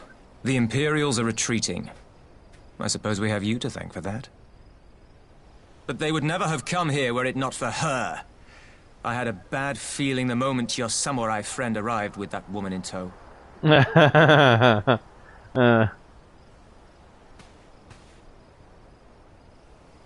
not be afraid, Suyu. These people are my friends. Friends.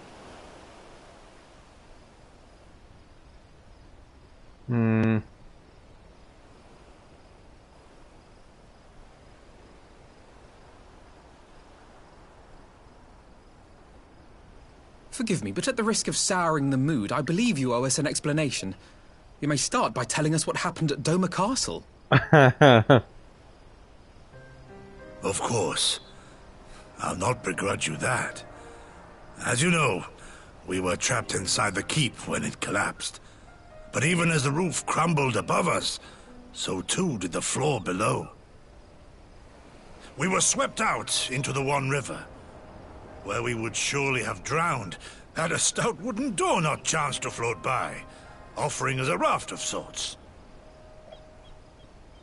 Exhausted, we drifted out to sea, at the mercy of the tides, which saw fit to dispense us on a desert island. She was with you the entire time? Aye. 'Twas her kimono which saved her from Hien's blade, believe it or not. Some Garlean witchcraft in the weave. Huh. But it offered precious little protection against the fall. Though she survived, she awoke bereft of all her memories, and speaking like a child. A trick, surely. That was my first thought, aye. And I contemplated cutting her down and being done with it. Contemplated it long and hard. Yet the Kami saw fit to deliver us from certain death. 'Twas their will that we survive, both of us, together. And together we shall go before our master. He shall be the one to judge. Judge what? She's your prisoner, old man. Do with her as you will. Call her Tsuyu, or whatever else tickles your fancy. 'Twas a name given out of necessity whilst on the road. Nothing more. As you say. But remember this. Our people suffered much at that woman's hands. When the time comes, I trust you won't let emotion blind you to what needs to be done. You have my word. Well, I must be going. I have an unholy mess to clean up. You should be on your way too, before the Imperials decide to take another tilt. Oh, and we'll overlook the tithe this once. You're welcome. What's it called? After this cutscene, I gotta go. Oh, yep, there you go. Class is up, so I'll be talking to you guys later. I'll probably start up stream afterwards, if I'm not in the shower. In any case, I'll talk to you guys later. Are you coming with us? Oh, gosh. Anyways, peace.